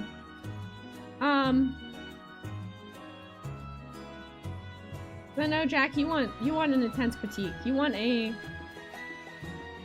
big critique. But let's give it to you. Let's give it to you. Okay. So here's what I'm thinking. Rip and tear. Okay. I'm gonna rip and tear. It's garbage! Throw it down! I'm gonna prepare you for art school. Hopefully you don't have any, like, professors who are, like, terrible. Hopefully you don't. I had some terrible professors. I had some professors that were, like, they were straight up like, just give up, you're never gonna make it as an artist. Ha, kid! Okay, flip the canvas. Bam. It's extremely good advice. Jack, you're not flipping your canvas, are you? Are you flipping your canvas? Are you flipping your canvas? Be honest with us, homie. Are you flipping your canvas? I don't think you're flipping your canvas. Jack. I don't know if you're flipping your canvas. I'll move the chat over here. Put this down.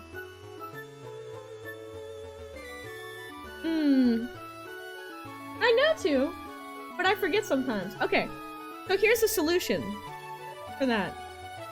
I'm gonna be like this big. I'm gonna cover this Game Boy up and just be over here. So here's a solution for that. You're free to flip your canvas. That's okay. That's okay. Always just flip it. Guilty of not flipping. What? You don't flip your canvas, Mittens? But your work doesn't look like you don't flip your canvas. So when we don't see the canvas, we see a regular. When you draw something, like, your brain gets used to the way it looks. So it's like, if I am drawing, you know, a picture for like 10 hours that looks like this, you know, and I'm like, oh man, I don't know, I've been at this for like 10 hours. And the more you look at it, the way our minds work is like, we get used to how it looks, you know what I mean? We're like, oh, this is normal, this is fine. Like, I'm used to seeing it like this. And hi, Ren, nice to see you, welcome on in. Thank you so much for the heckin' raid. How's it going, Ren? Welcome, welcome. Oh my god, hold on, we have a couple folks that I want to give shout outs to in here. I forgot to give Mittens a shout out. Mittens is a homie. Ren! I want to give Mittens a shout out too. Mittens is a wonderful artist. Oh, it's Mr. Mittens. It's Mr. Mittens to you, fool. Welcome on in! And Ren, what were you streaming today? Hi, welcome, welcome. Thank you so much for the raid. Yeah, you rotate a lot in Zoom. Anyway, so your brain gets used to the drawing and you're like, oh, nothing is wrong with this. Everything is fine.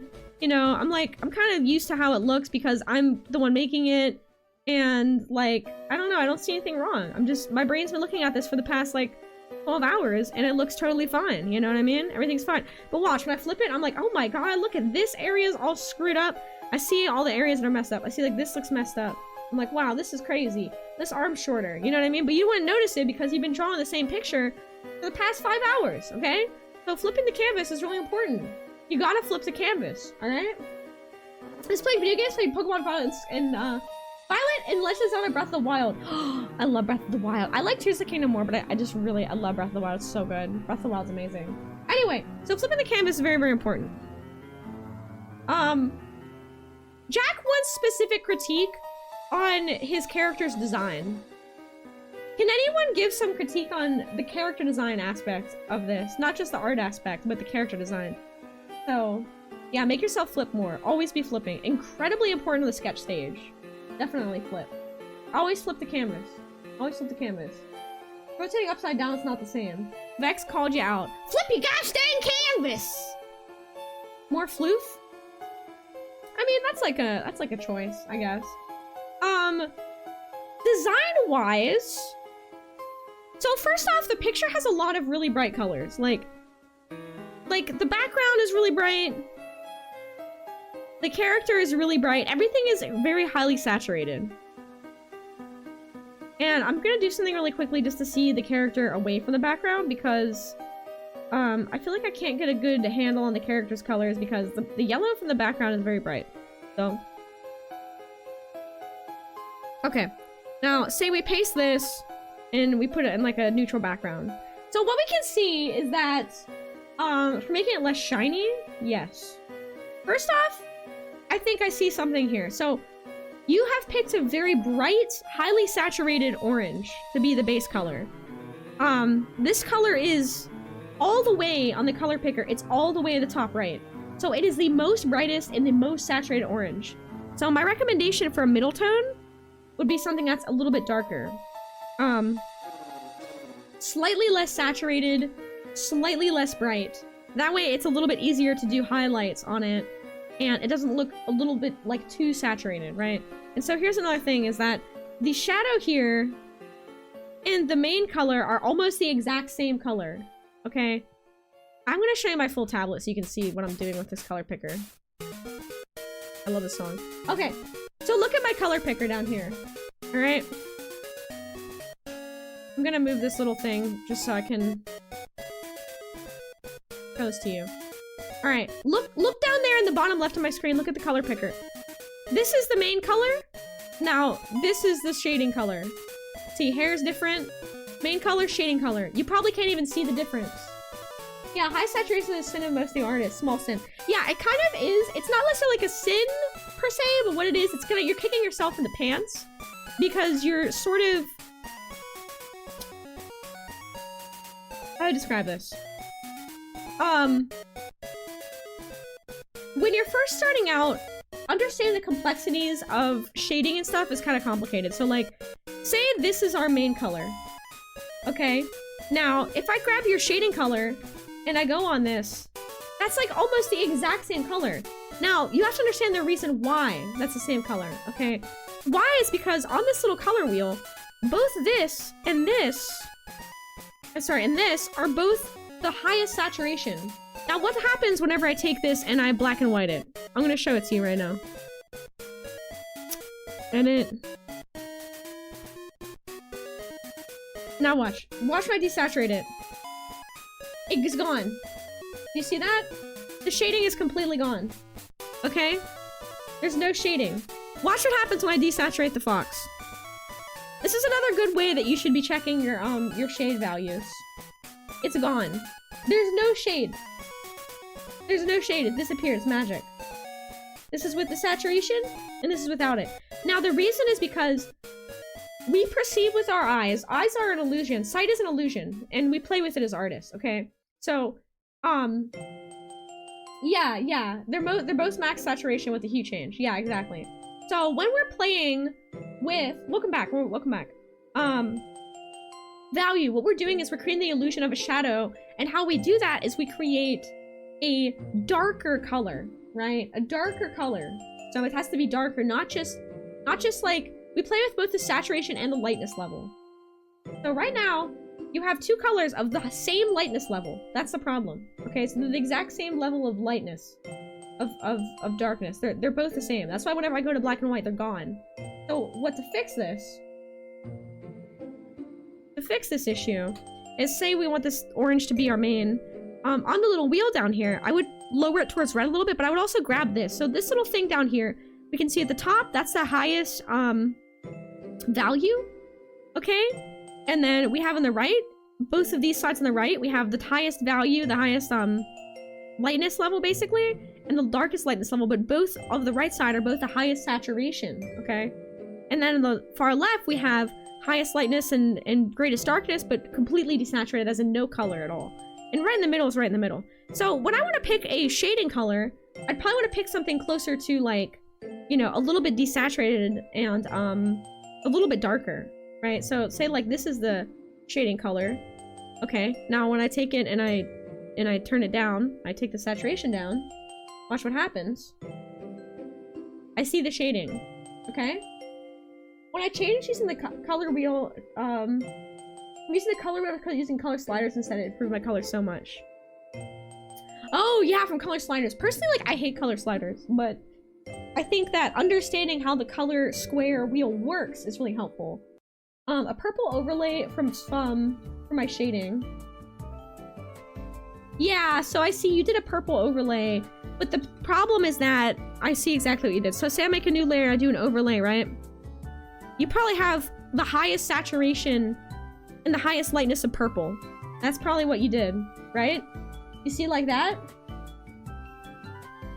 Okay? This is gonna have the same problem. Yeah, people always just, like, when people says the black card has to be like 0, 0, 0. Yeah, like the darkest color. Exactly! Because there's so many nuances. Vex is right, there's so many nuances. That's exactly what I did. No. So that's just a misunderstanding of how the color wheel works. So think of it this way. Let me draw like a little visual for you. Down here. We're gonna make a visual. Because I think this is important to like understand. This is important basis. Okay. So here's your color wheel. We're gonna use a square. A lot of programs will have a triangle as well, or a circle, but whatever. It's gonna be a square. Okay.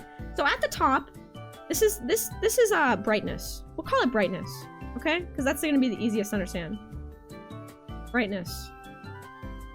Up and down is brightness. So this is the highest lightness. We're gonna illustrate with a little sun icon.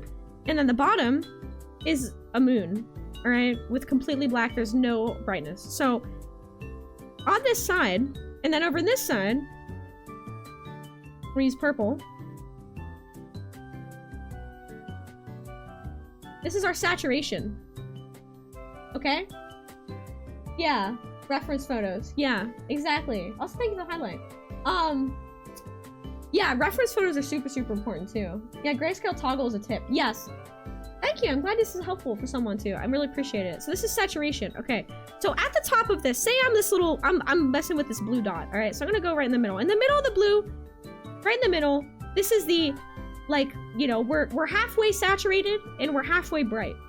It's just your nice, even middle ground. It kind of creates a nice, like, bluish gray. If we go all the way to the top, we are highly saturated. But not only that, we're actually the same amount of white as a white marker. Okay. So like, our eyes are deceptive as humans. You might see this blue. I'm gonna illustrate this to you right now.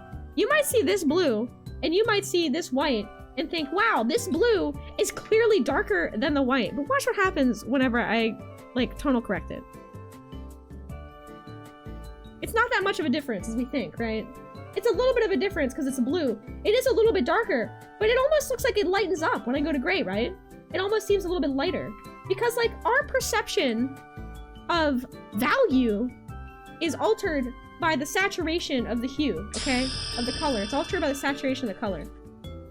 When we go to the bottom here, it's totally pitch black. When we go to the middle, it's mid-saturation and mid-brightness. Now, when you pick a shading color, right, we don't want to just pick, for example, we don't want to just pick, like, a blue overlay or whatever. Like, here on this overlay, just a blue.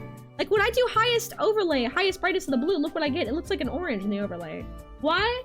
Because I'm picking the highest saturation, highest brightness. I'm picking the highest brightness of the blue. It's literally basically a white. What happens when I lower it down to the mid blue, right there, the middle between, so it's highest saturation, but it's a little bit darker. We're already seeing a difference, but it's still not enough. It's still kind of, yeah, it's mid. It's kind of mid. So, okay, let's take it a bit further. Let's desaturate it. We're gonna get a greater contrast. Whenever we mess with both the brightness and the saturation, you're gonna get a greater contrast. Take it a bit further. Take it into a purple. Purple is a little more, like, contrasted to orange, right? Now this looks even more contrasted. Now we're seeing a bigger contrast right here, right? However, overlay is a different layer type than multiply, which is what I would be recommending for shading. Let's see what happens when we make a multiply layer. Because multiply will add not only overlay of the color, but it'll add an overlay of the darkness as well. Now, when we take this layer right here, this is what you did. This is the overlay layer for shading, okay? This is just highly saturated, highly light purple. Watch what happens when I change it to multiply. Bam, it's shading. Now you can mess with the contrast, you can mess with the opacity a little bit better. You can play around with it, but this is going to give you better results using multiply as your layer for shading. But not just that, don't use multiply as a shortcut. It's really important to understand how color works in order to make decisions as an artist. It's really super important. You got to understand why the results didn't work well so that you know how to mess with it in the future. Yeah, overlay can be used for so many things. I use overlay a lot for textures. Now, Jack asked how to make it look less shiny. So I think that the reason I look shiny is because of the way the shading is done. Sorry, I like cut your piece out of the thing. Let's put it back. Let's just grab a fresh one. Looking jank. Okay. So I'm gonna desaturate this entire piece.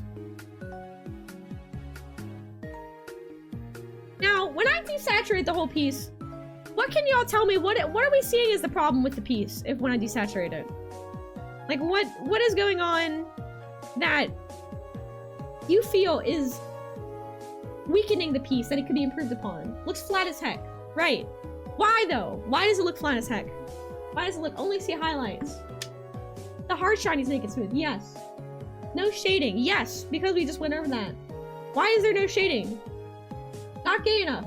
It could always be gayer. Hi, Leaf. How you doing? Welcome on in. I'm teaching a class right now. Go sit down. Leaf, take your seat in the back.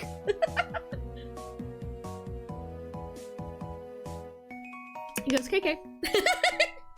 Hi, Nalin. How you doing? Welcome. Not enough tacos. Valid, but no. All the highlights, but they should be kept the same side. Okay. These are all good critiques. But Jack is right. It's flat. We're gonna take the color drop tool. and we're gonna color pick and see what's going on. I'm gonna color pick right here, which is basically the white, the lightest part of the character markings. It's basically up here, it's kind of white. Pick the eye. The eye's just a little bit lighter, but it's pretty much the same. The backdrop here is the same pretty much as this. The wallpaper here, it's pretty much the same. Like, here's the thing, is the character isn't given much room to stick out from the background because there's so much of the same value of stuff. Yeah, no problem, Vex. Please do. Please do. So how do we fix this problem of flatness? Like folks were saying in the chat, number 1, add shading. Shading will help with that. Number 2, add texture, like I was saying to Goose's piece. It's a very easy to add texture. I'm gonna show you how friggin' easy to add a texture it is. I'm gonna do this right now. I'm gonna bring up a texture. I'm gonna go to my textures. Alright, I'm gonna go to stone texture. Okay. This is my beloved. I'm gonna copy it. Watch this. I'm gonna paste this right in. This is Lazy Artist Art School 101. Paste this shit right in here. Set the texture layer to overlay. Okay, look, the piece already looks like it has so much more visual, like, variation, like a vintage look. You know what I mean? But if you want to take it a step further, what you do is you take the layer that the character's on.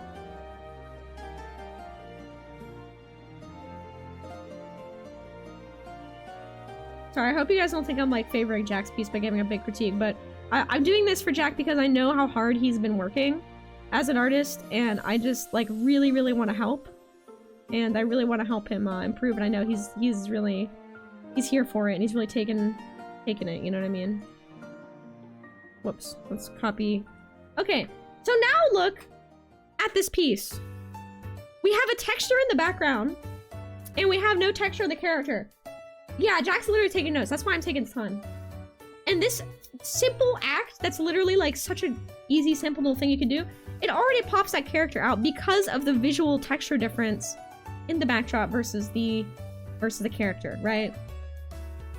Texture is a great, easy way to pop a character out from a background or make elements of a design pop and so on and so forth. So texture differences in a piece. Hi Jock, how you doing? Welcome on in, welcome. Let's see. What else? I'll move the chat up a bit. Yeah, clipping masks. Or however you do it, exactly. And whatever your program will do. Clipping masks, yeah. So now it already looks a bit better. But what else can we do? Well, first off,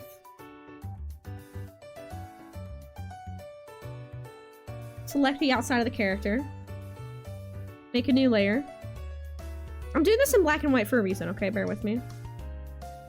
Put a little layer on the back. There we go.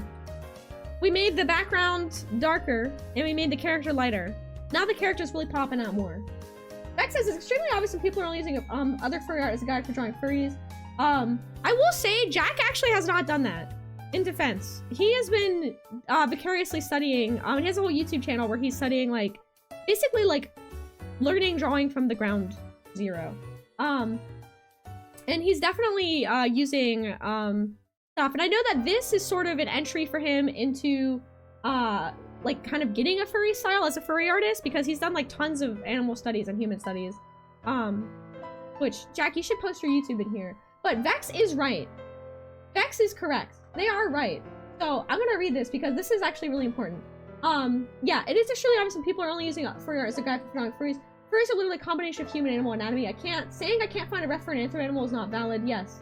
Yeah, your art grows from looking at both human and animal photos and tutorials. Yeah.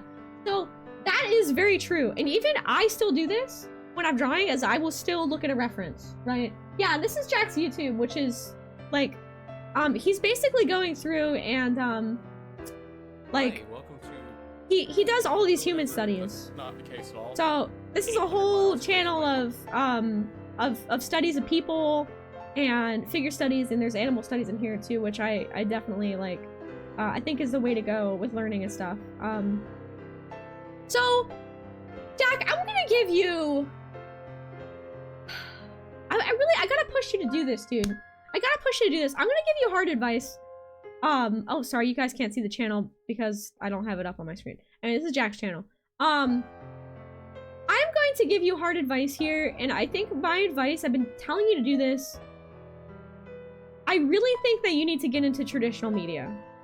I think that you are gonna, I'm gonna have to sit your ass down and we're gonna have to get away from the screens with some art time because I'm pushing you to put down the digital art and work on some traditional art because I think that working in traditional media is gonna give you a better understanding of color, and I see that color and value is where you're struggling with right now. Yeah. And thank you, Vex, thank you, yeah. I think that, like, when you work in digital media, there's so many weird shortcuts, like, oh, it's overlay layers, it's multiply, and I'm giving you guys shortcuts because that's useful too, but if you want a strong core foundation as a visual artist, I think you're not gonna have that better of an understanding until you, like, you're already doing better here with this. I see this improvement right here. But I also see with the hair here, it's just like random colors, but it's getting there. Like, you're getting there, but you're not quite there. And I think a big part of it is, I think the digital media might be hindering you. You gotta get down with some markers and some paints because that's gonna give you the best understanding of how to control your color and your tones and your values, right? Yeah, charcoal on paper. Yeah, that's really where, that's where you start, but I think we gotta work with some color work for you. I think you're getting there with your form, your anatomy is getting there. Look, this is a great pose. But when I see the color come in, I kind of like, the thing about learning in drawing and learning art is that it's similar in the same way to learning music, how it can be, it's not like you can learn the wrong way, but you can kind of keep doing something and not realize why you're doing it and then not know how to fix it, right? So it's like if I'm learning guitar and I keep screwing up and kind of making the same mistakes, but no one's teaching me, then I don't know if I'm doing something wrong. Like, I won't know if I'm playing something. Yeah, you can post a thing, absolutely. I won't know if I'm playing something wrong. So same with art, it's like, we gotta get you a good understanding of color and like value and shading. I think that's the, yeah, pull out your pencil sketchbook, stop being intimidated by it. Use the markers I gave you. We gotta get you into some traditional stuff because that's gonna give you the best foundation. Once you have that with traditional, you can do any art program. Any art program you want. But yeah, go follow Jax. Please. Go follow my friend. He's awesome. That's really cool to see. And doing the whole like journey from the ground up. Anyway, so back to this piece. Let's copy it. Now that we have an understanding of like why the shading didn't work, right? We know that. We understand that the shading was the wrong. It was too high of a brightness and it was too similar, the orange, right? It was just way too similar. So let's grab the piece. Let's pop it back in here.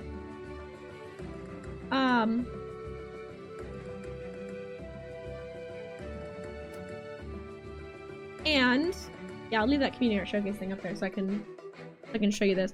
So why does it look shiny? Everyone said earlier because of the highlights, right? I'm gonna show you this. I'm gonna show you with like this blue. So this right here, this right here, this right here. Okay, we're doing, and someone mentioned pillow shading. This is sort of, it's not quite pillow shading, but it's on the, it's a similar type of thing. This is fine to be shiny because that is actually shiny. So, excuse me, good job. That should be shiny. Yeah, no, I'm glad it's helpful and I'm happy to take the time. So why does this look flat? Let's talk about it. Let's draw over it. Oh, in here, Vex is showing something. Color can be learned later. Strong sketch will outline. Yes, yes. It's seen by my own art. These are both my drawings. Yeah, let me see this. Yeah, yeah. Color can be learned later. Strong sketch. Yeah. Well, I'll try something with colors with weaker fundamentals any day. Yeah. Yeah. So Vex has a really good point. I'll bring this up. This is a really, really good point. So this is the thing, is like, I don't want to overwhelm you with all this stuff because I know you're eager to get into color work, right? But Vex has a very strong point.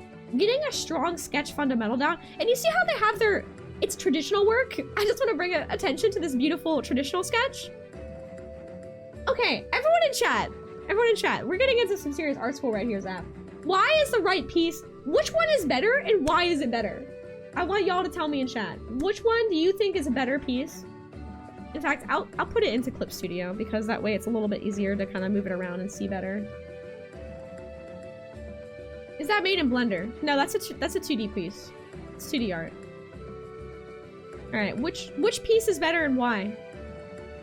More dynamism. Yes, more dynamic. It is more dynamic. Yes. Right, because of the line art. Okay, but what about the line art? You think the line art makes it better? This one doesn't have line art. Why does the line art make it better? Why does it make it better? I'm challenging you all to answer the questions for me, so I'm not just talking the whole time. Right? Does it rely on color to give it depth? Yes! Bingo! Bingo! Yes, yes, yes! Keep going, keep adding on it. Okay. The definition of facial boundaries. Yes, dog! Yes, exactly, exactly. I wasn't listening because this art is making me feel things. Leaf, that's okay. you might be furry. I love you. Line weight. Yes, Daze! Line weight. Yes. The one on the left is bald. They're both bald. But this one looks more bald. Why does it look more bald? Okay. These are all right. The line weight, the stronger lines, the more confident lines, and I think the biggest thing about this one versus this is that this looks flat and mushy compared to this because this has strong forms. Look at the forms, and you can see how Vex is referencing real animal muzzles and like face shapes, right? So you see this right here. Watch, I'm gonna just show you this shape. You can see this is a shape, okay? We can see that this is a shape. We can easily draw out the areas on the face and the forms and the shapes. Jack, remember I was talking about these forms and shapes? Remember that? And Jack, this is why we've got to bring you back into sketching on your sketchbook, dude. You see these forms and shapes, strong, powerful. You can easily see, like right here. You can see the light would hit here, and it would hit there, and it would hit there, and then like down here, it would be like darker. You know what I mean? Because the artist is making very strong forms and shapes. Whereas the other side, the earlier piece, this does not have, yeah, digital is not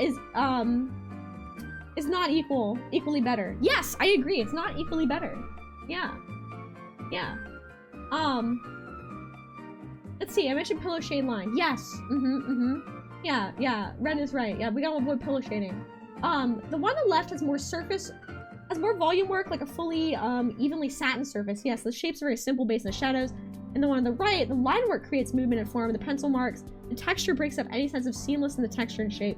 Yes. Yeah, the pencil marks. Yeah, exactly. Exactly. So we're creating a strong sense. I mean, look at the chest area. This is a very believable shoulder and chest area, right? Because the pencil is showing the shades, the artist has a strong sense of form and shape, okay? Like, and this just comes with practice. That's all. It's not a magic. It's not a magic trick, you guys. It's not magic.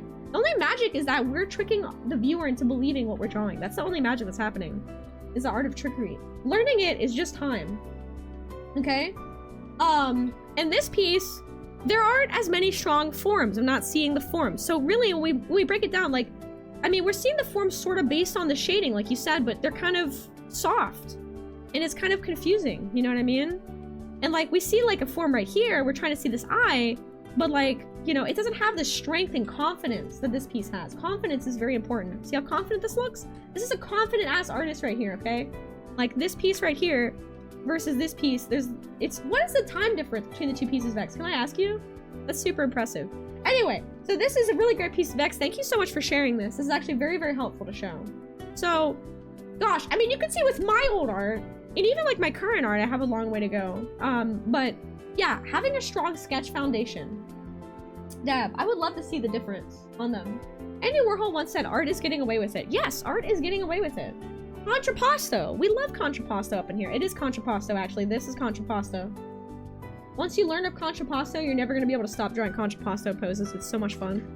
They're all, I mean, literally, I live and die by contrapposto. I learned about that. Once I learned about it, I'm like, that's it. That's the only pose I'm ever going to draw in my life. That's all I need.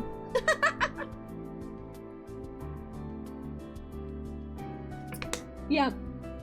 Yeah, the formwork and human foundation. Okay, so going back to this.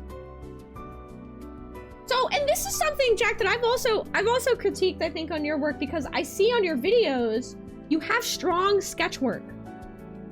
When I go to your YouTube, and I look up, let's see, your like, art thing, your art stuff, and let me pull it up here, okay? 2012 versus 2024. Oh my god, so hold on, I need to show this again. This is 2012. And this is 2024. that's 10, 12 years. That's 12 years. 12 flipping gosh dang friggin' years. 12 years. All right? Yes, baby steps using references. Now, that's not to say, can you fast track this? Yeah, you're gonna draw your ass off, but that's what you have to do. And that's part of, like, you know, if you're self-taught at home and you're diligent and you're doing, like, every day, you're doing, like, 20 minutes here, you're doing a study, and then you're doing, like, you know, you're spending, like, 3 to, like, 6 hours a day drawing. Yeah, you're gonna get really good fast, but you also need to know what you're doing. You have to know what you're doing in order to get good fast. Because like I said, it's like learning an instrument. You can learn how to play the guitar in a way that isn't conducive to, like, learning properly or learning, like, fast or well, you know what I mean? Like, I could play guitar all day and not know that I'm playing out of tune because I don't know any better, you know what I mean? I don't know how to tune the G chord. I don't understand how that works. I don't know how it works, right? Yes. Yeah, you need good knowledge, you need reps. Exactly. So, you need not only... This is the formula, y'all. This is the formula. You need time. Practice. Whoa. Practice. You need diligence, because you need to be diligent about it, okay?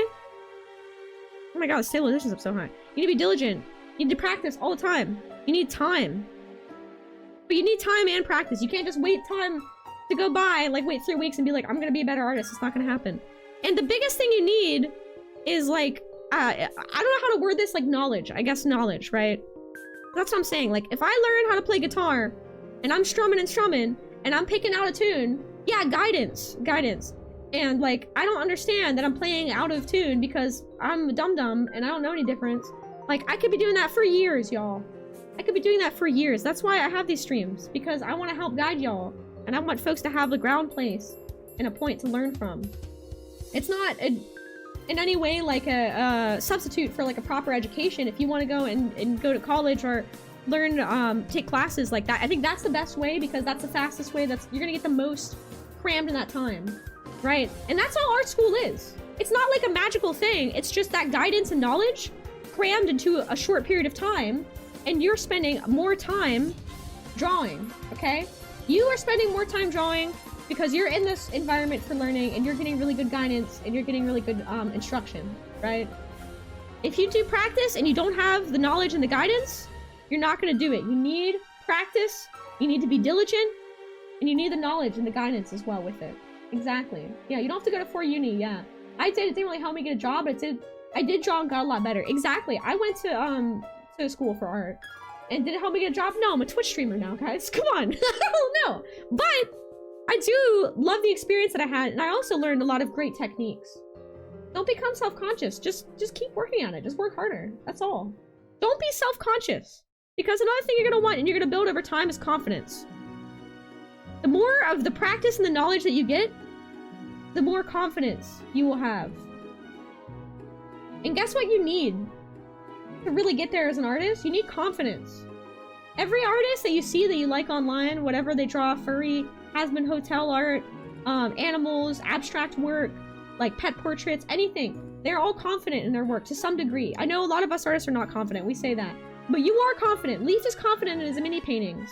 He doesn't say that he's confident, but he knows he does a good job. Like, he knows what he's doing. When push comes to shove, when Leaf sits down and he's got that freaking mini, yeah, exactly, he knows. He knows how to apply the paint. He knows how to make that shit look good. That's why Games Workshop featured him. When Leaf sits down at their desk and they're about to set up a stream and they're about to work in commission work, they know what they have to do and they know how to do it. That's confidence. It comes with practice, it comes with diligence and learning, it comes with time, and it comes with the guidance and knowledge to succeed. Anyway, I've gone off on a major tangent. Let's keep moving. Jack, is there anything else that I can help you with? Well, I have your piece up here. Is there anything else I can help you with? Oh, let me reset my mix-it-up. Janky. There we go. Let's give a round of applause for that tangent. Video Raccoon could be so inspirational. It also takes patience. Yes! Ren is so right. yes, Ren is right. It takes patience. I guess diligence and diligence, patience, you know, swap those two terms interchangeably, but Ren is correctly right.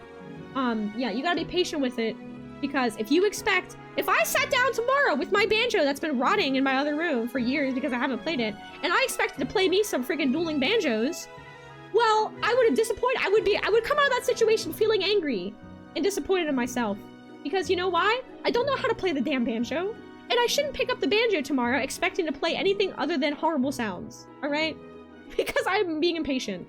You gotta be patient, especially with visual art. Visual art is a very long-term medium to master. Thank you, Giggity. Thank you. Shininess. Okay.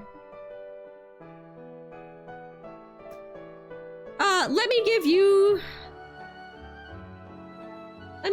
a rundown here, okay? We'll draw on the side. Literally me at that tangent. Let me see. Yeah, thank you. Thank you, Leaf. I appreciate the... Thank you. Thank you. I love doing these little art teaching streams. They're really fun. Especially when Vex and Leaf come in, then it's a real party. Alright, ignore everything else. I'm drawing it over top of your thing. Alright. Shininess! Let's talk about shininess. Now, let's grab your orange for your character. I'm gonna take it down a notch, because I think it's a little too bright and a little too saturated. Let's pick a more neutral tone to work with. Let's just take it down, because I think that making your base middle layer the highest brightness and the highest saturation is, in this situation, for what you're looking for, probably not the right thing. So let's take it down a notch, and that gives you a little room to work with. So you have a little bit of room to draw a little bit lighter, the same tone. You can go into the orange or the yellow up here, and you can get better results, right? So when I look at this, it looks like you've got kind of a softest brush, and you're doing a smudge tool. Like, smudge this lightness layer out here. Alright. This is another thing that I'm seeing here, because we're getting into the fast track this stuff. We're getting into the overlay layers. We're getting into the screen layers to add lightness. I like my eyes to burn, streamer! And you can definitely, there's no right or wrong. I know artists who do very hyper-saturated colors look great. Like Panda does a really bright, highly saturated artwork that it works really well. But like, you gotta like know what you're doing to work with it. Okay, smudge the highlight. Okay, so we're working with like a highlight layer, right? All right, stop it. Go back to the basics. Take your color layer. My music's gone. By the way, I'm only talking to Jack like this because he's my best friend ever. So like, I wouldn't be like yelling at people. I'm not yelling at you, Jack. I love you. I'm being a harsh teacher right now. I'm being a harsh instructor. Hurt me, Sky Daddy. You're gonna get it! Get over here! Alright. Put the screen effects, put the overlay layers, put the multiply stuff away. What color do we have here? It's an orange, right? Let's add a highlight. Now, there's a lot of different brush tools to use. Say we want a smooth highlight, right? You can use a smooth brush like this. I'm not using a layer effect. I'm just gonna get the color. Because when you start getting a layer effects without having a good foundation understanding of brightness and how to do highlights and stuff, then it's gonna take you longer because you're gonna have hiccups and you're not gonna know what happened, because this exact same thing's gonna happen with the shading. You're like, why this happened? I don't know why it happened, right? So that's why we gotta go back to the basics here. Okay, so let's say we want something to look fuzzy and not, right now this looks pretty shiny, right? This is looking a little bit shiny. Like, say we're adding this highlight up here, and we're even adding a little bit of a lighter yellow. I'm bringing it up to a different hue. I'm putting it into yellow. I'm bringing it up in a higher brightness, and I'm bringing it up into a higher saturation. We have a good balance, but this isn't quite right. This isn't fur. This doesn't look like fur. And it looks a little bit too, like, I don't know, it still looks flat. Look at this big flat area right here in the middle. So what I'm gonna do is I'm gonna take this, like, kind of middle tone, and, like, bring this out into the middle, right?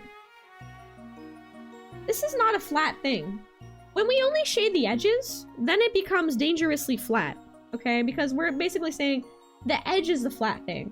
So now this looks a lot better. This looks a lot more like the light sources coming in from this angle, right? Bring it up a notch, you know? Say you want to add like a highlight. You know?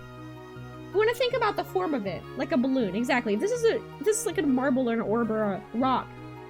you know, the light is not gonna look like this. Here, I'll show you. This is versus this one over here. We'll draw another one. Using the same kind of colors, the same brushes. If I just shade it like this on the edge, this doesn't look three-dimensional. This looks like the idea of something three-dimensional. But it's not giving you the real shape of it. It doesn't look right. Like, it might look like it have a shine, but everything else looks flat. And it looks absent, like it's missing something. This looks like it has a form. Okay, and this top form is where the light is hitting. That's what we need to be emulating, okay? Right? Yeah, mango, popcorn kernel. Exactly, exactly. So, I think we all gotta do a study stream together. Right here in this tail. Can you tell me what I would do to make this tail look less flat, now that we've done that little exercise? What on earth can I do to make this tail look less flat? Why does it look flat? What shape is the tail, chat? This is like Blue's Clues. Alright, chat. Can anyone tell me what shape the tail is? A cone? No, no, no. A cylinder? No, it does have a shape though. It's floofy. Like a foxtail. You know what? Let's look up a picture of a foxtail. I'm with Vex on this. Let's pull up a damn picture of a foxtail. Fox. Red. Alright. Let's see. Okay, here's a good one. Alright. Look at this little guy. Look at this little scrunk. Alright. Look at his tail. You see where the light's hitting him? Look at him. He's staring at you. He's like, why are you taking a picture of me, cameraman? I'm trying to be a fox over here. What are you freaking looking at? Go away! It's a fox. Okay. So, it's a tube. Exactly. Exactly. So we can see on this picture of the fox right here. I'm going to take a brush to emulate this. The light is hitting right here. And then I'm going to take a darker color. Right under here, it's darker. And right over there, it's darker. Okay. You see how it's light at that point? It's almost like it is kind of like a pillow, but pillow shading is not what you expect. Pillow shading is like, I don't know. It's like, if you see the area that the light affects it. I shouldn't call it like a pillow because that is reminiscent of pillow shading, which is not good. You see what I mean? The light is not coming in at one angle like that. You know what I mean? It's coming in and we see the shape and the way the light's hitting. Okay, so taking this. I have this color. I'm gonna do a new thing. And I'm gonna go, make a new layer. And like, you know, let's grab this and let's do some light stuff here. Obviously, I'm doing this without having any idea where the light's coming in from the room. I'm assuming it's coming in from the top. Let's make the shading like a big, bold area. The top of the nose. Right here, it's shaded right here, but I don't know why. It should be shaded up here at the top. Where is the light hitting? Ask yourself when you're drawing, where's the light hitting? Where is the light hitting? Studies are gonna help you with this. Drawing studies over and over again to understand where the light's gonna hit is gonna help with this understanding. Same thing with the arm. So it's like, you have a basic idea, you have an idea here, you know the light's coming from the top, and you're demonstrating that with this. We gotta take it a step further, we gotta show the light hitting the form. Right? Where's the light hitting on the form? On the hand, right here. Okay? See what I mean? Where's in the form? Why are you running?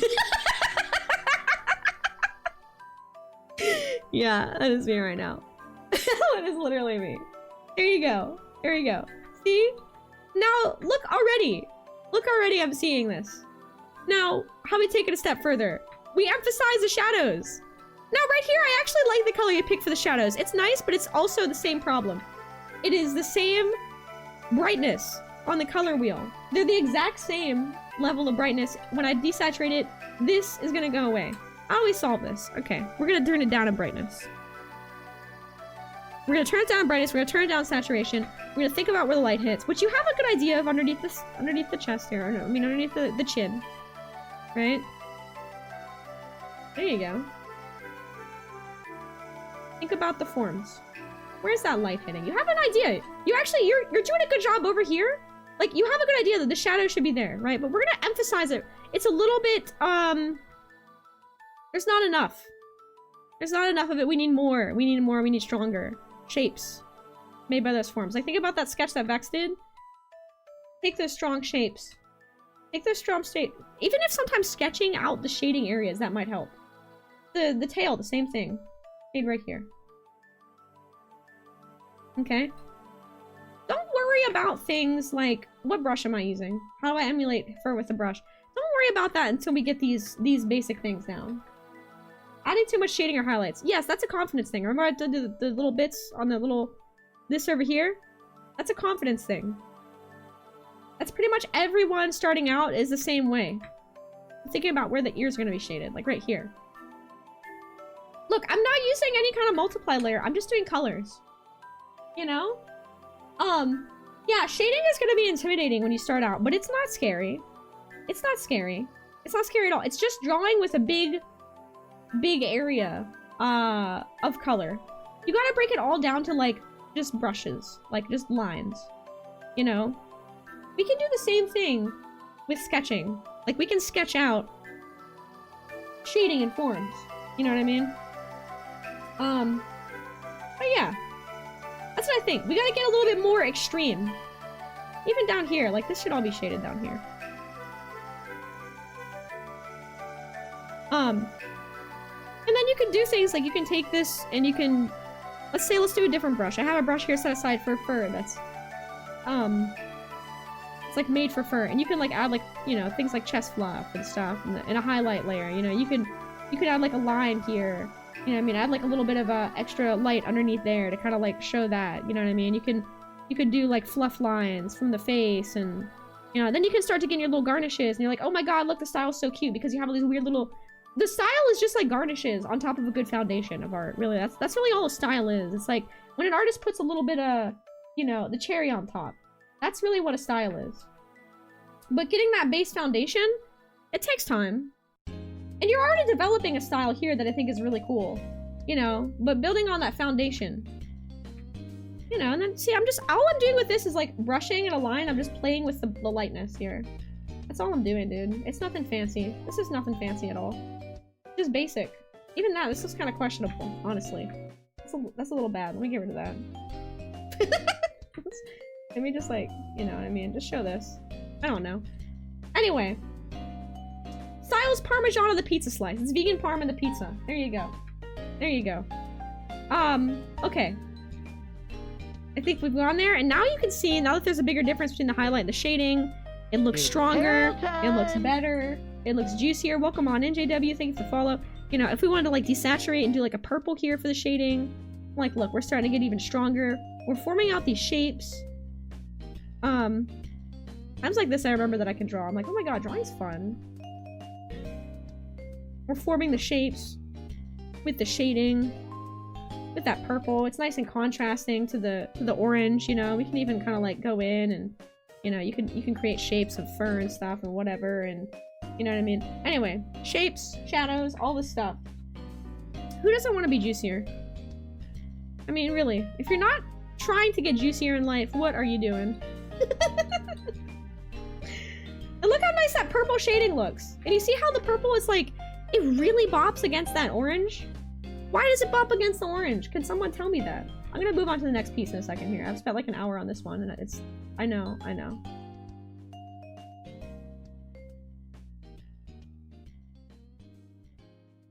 It's just a big shape.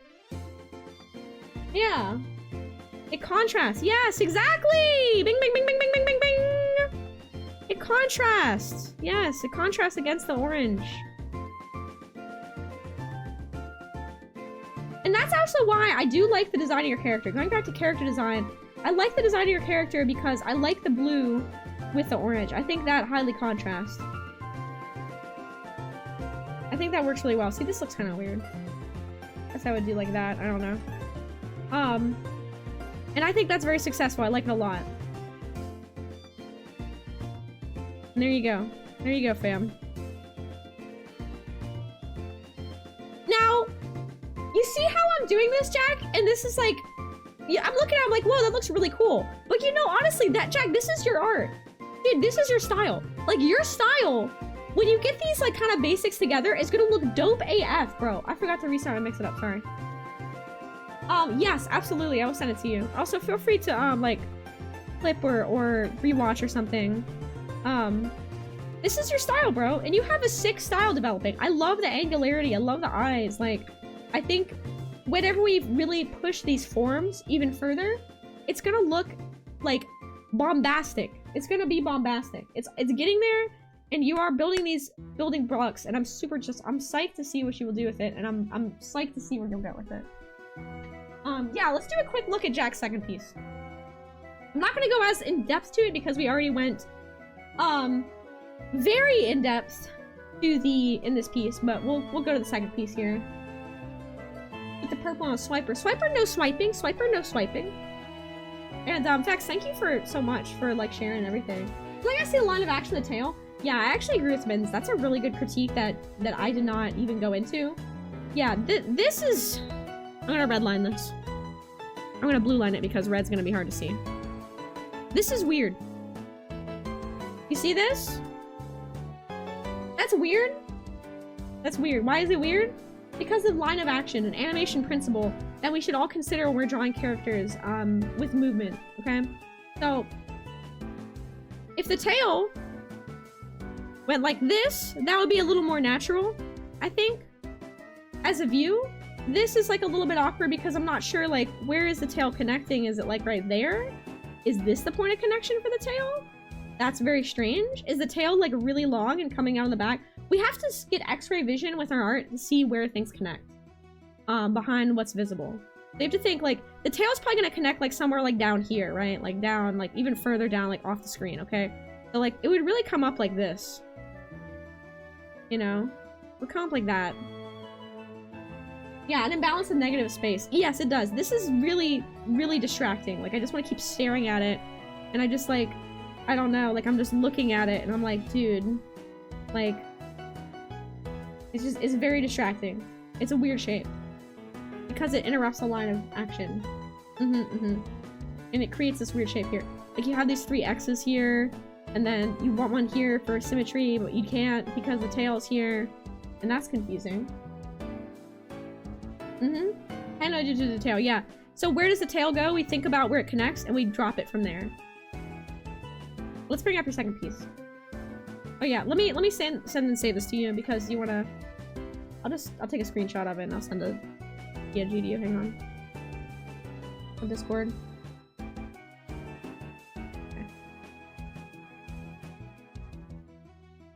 Okay.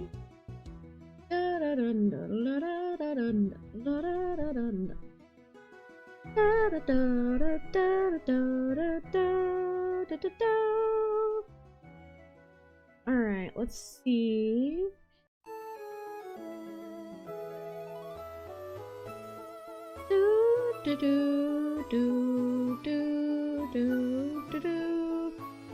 Jack.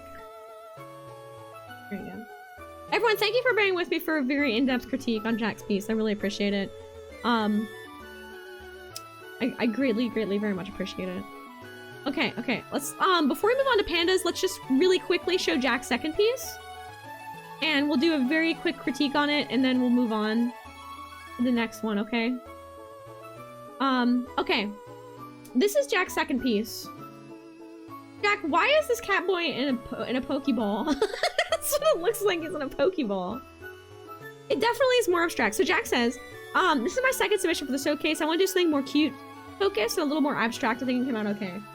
Actually, can I point out something positive for once instead of me just like going on critique and tirade?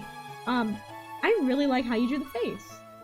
I really like how you drew the face. Actually, I think like the side profile is a daring, it's a daring profile view, and I feel like I'm seeing a lot of like improvement with the face there, and I think drawing a human face especially is a very bold move.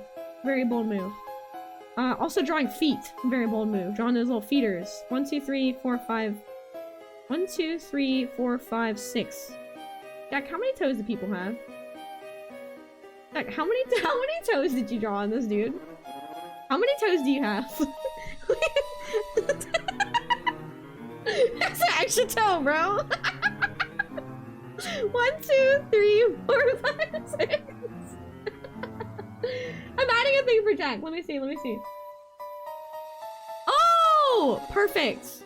Yeah, the tail thing and okay, let me see. Oh, is this the expression too? Actually, this is dope. Check this out. Hold on. This is another, this is a thing here.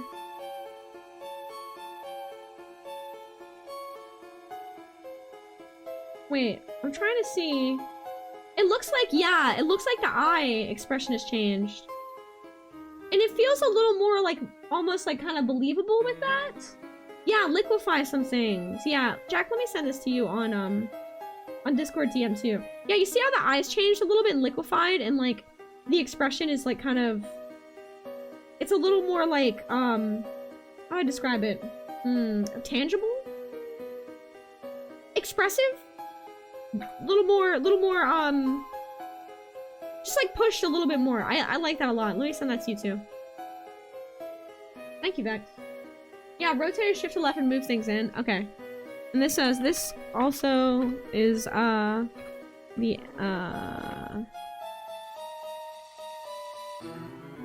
edits from Vex. There you go. Yeah, that's really helpful. Okay, I popped that over to Discord. Yeah. Ah, okay. Oh, I see you moved the arm and stuff too with the liquefy. That actually is a big difference. You can actually see the two side by side. Yeah, I like that. That's really good. Okay, sorry, I was just looking at that side by side. Okay, we're gonna stop hyperfixating the extra toe. Oh my god, excuse me. So, you can see the same issue here. Dude, you got the same... Homie, this is the same ass color. The skin color is the same. This is a little bit different. You have a better, contrast going on the shirt. That's good. The hair area looks flat, and it's for the same reasons that we went and we talked about before, right? Oh my god, I have a hiccup so bad.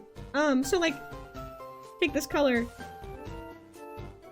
Like, okay, where is the light coming from? It's coming from the bottom. So then this should be shaded. You know what I mean? And then this shading should be, you know, maybe more like this. Right? If it's coming from the bottom. Right? That already is a difference. Yeah, you may want to adjust tail spot. Oh yeah, it kind of does look like it's in his butthole. A little bit. Hi, Bad Dragon. What a great time for you to come in. Yeah, the tail is sus. I did not even notice that until Leaf pointed out. But the tail, where is the tail going? Yeah.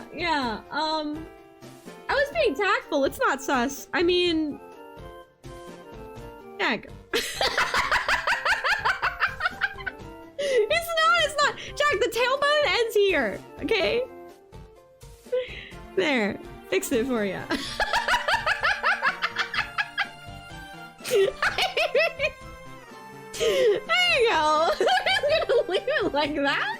And we're gonna move on. And... Alright. One more thing. I'm gonna do it again. I'm gonna take the saturation down. Where is the shading on the legs? It's gone. In fact, the area that you thought was darker has deceived you. Your eyes have deceived you yet again, my friend. It's actually lighter. Look, it's actually lighter. Why is it lighter? Once again, because these are both highly saturated, but this tone that you put more in red is actually lighter. It's lighter in value than this tone. Hi, Pop! Welcome on in! We're doing a critique? Hardly not cursed at all. Welcome. So, you have been duped, once again. I'm gonna show you the color wheel. Right, look, watch where I'm selecting. You see how it's like right here? You see that? Now watch this. It moves over to the left on the top of the thing. Yeah, you see that now, exactly. So, we want that to be moved over to the right and down. This is more what you're looking for. Or if you want to go like, you know, lighter and more pink, this is what you're looking for, okay? That's darker. I'm sorry, I can't get over the tail placement and the extra toe. I just can't, Darren. Why did you do that,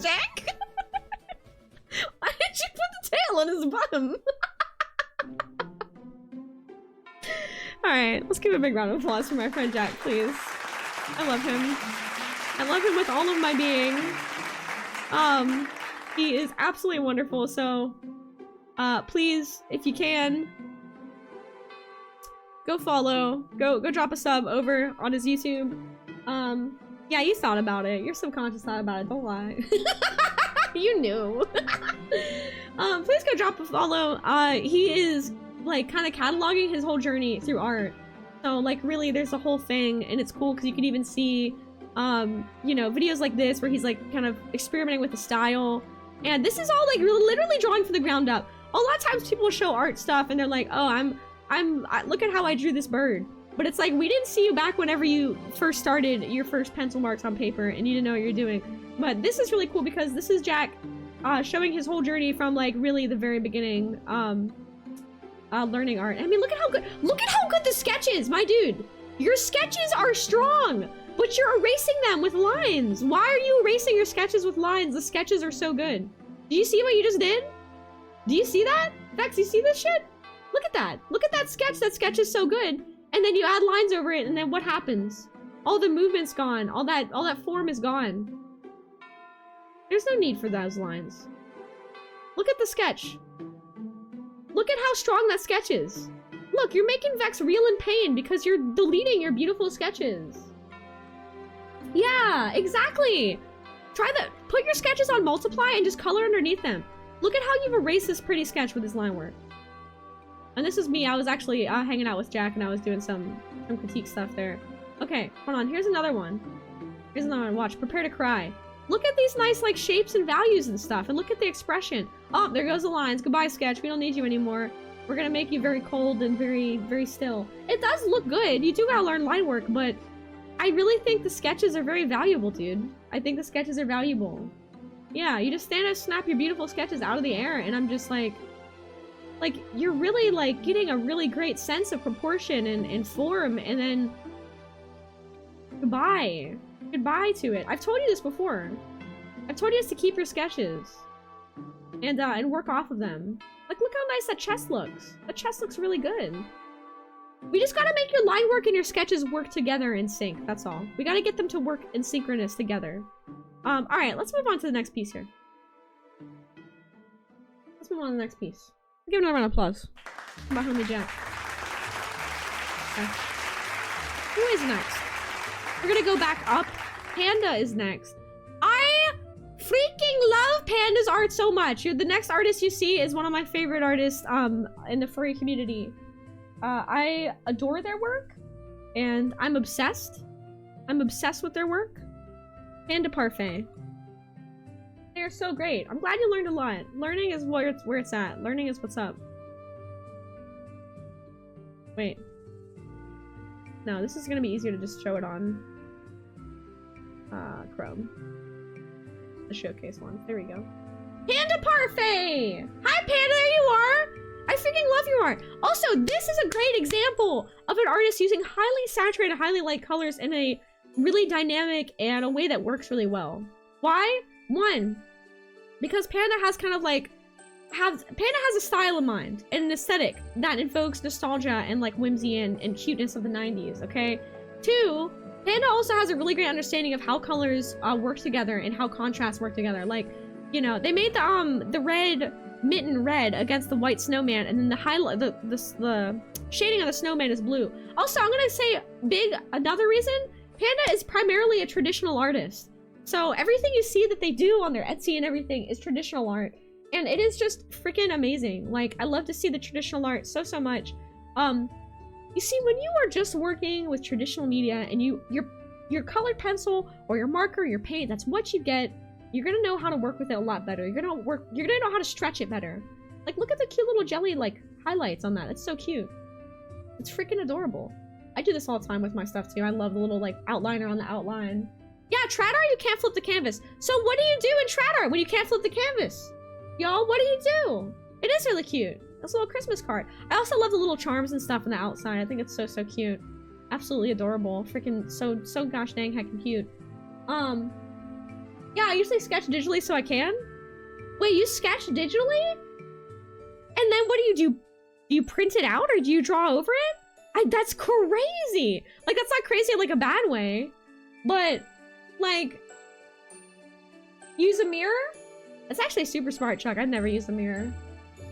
You print it and use a light box? Wow, that's amazing. I'm actually genuinely impressed. Just flip yourself. Yeah. That's so cool. I did not realize that. That's actually incredible because I do not use a mirror or use a light box when I draw. I just take my sketchbook and I just like throw it all around. Like I'll flip it upside down. I'll change the angle that I'm looking at and I'll look at it like, you know, from afar, from close up. You could also take a photo with your phone and flip that too. Can I get off the trap art soapbox? No, I will not. I will never get off the trap art soapbox. You cannot make me. This is my soapbox. Look at the paper from behind. Oh, that's interesting. I didn't think about that. Yeah, just take your eyes out one at a time and you flip them. Put your left eye in your right socket. Put your right eye in your left socket. Bam, flipped. You know? Very cool. I freaking love your art so much. I love your art. I love your art. I love your art. It's so great. And y'all can go check out, I think Panda, you said you're gonna be streaming soon, right? So go drop a follow over to Panda and get in on the ground floor when Panda starts up their streams because it's gonna be freaking amazing. I'm gonna be there for it. I'm gonna be psyched. When you start streaming, I'm gonna be there. I'm gonna be so excited. I'm gonna be like, oh my god, traditional life. Blah, blah, blah, blah, blah. I'm ready for it. It's awesome. Thank you so much for sharing it. Thank you for submitting to the art showcase. Thank you. Okay, next up, we have a really cute work coming up by Steven Deluxe. Oh, so cute. Okay, we have two pieces I'll show off here. Okay, let me change the artist credit. Takes me a little bit. What the hell music is this, dude? Pokemon Legends Arceus? Get out with this. Nobody wants to listen to that. That isn't not real. That's not real Pokemon music. That's fake Pokemon music. Fake. My dogs are so happy. They're so cute and happy. Alright. This is Steven Deluxe. Steven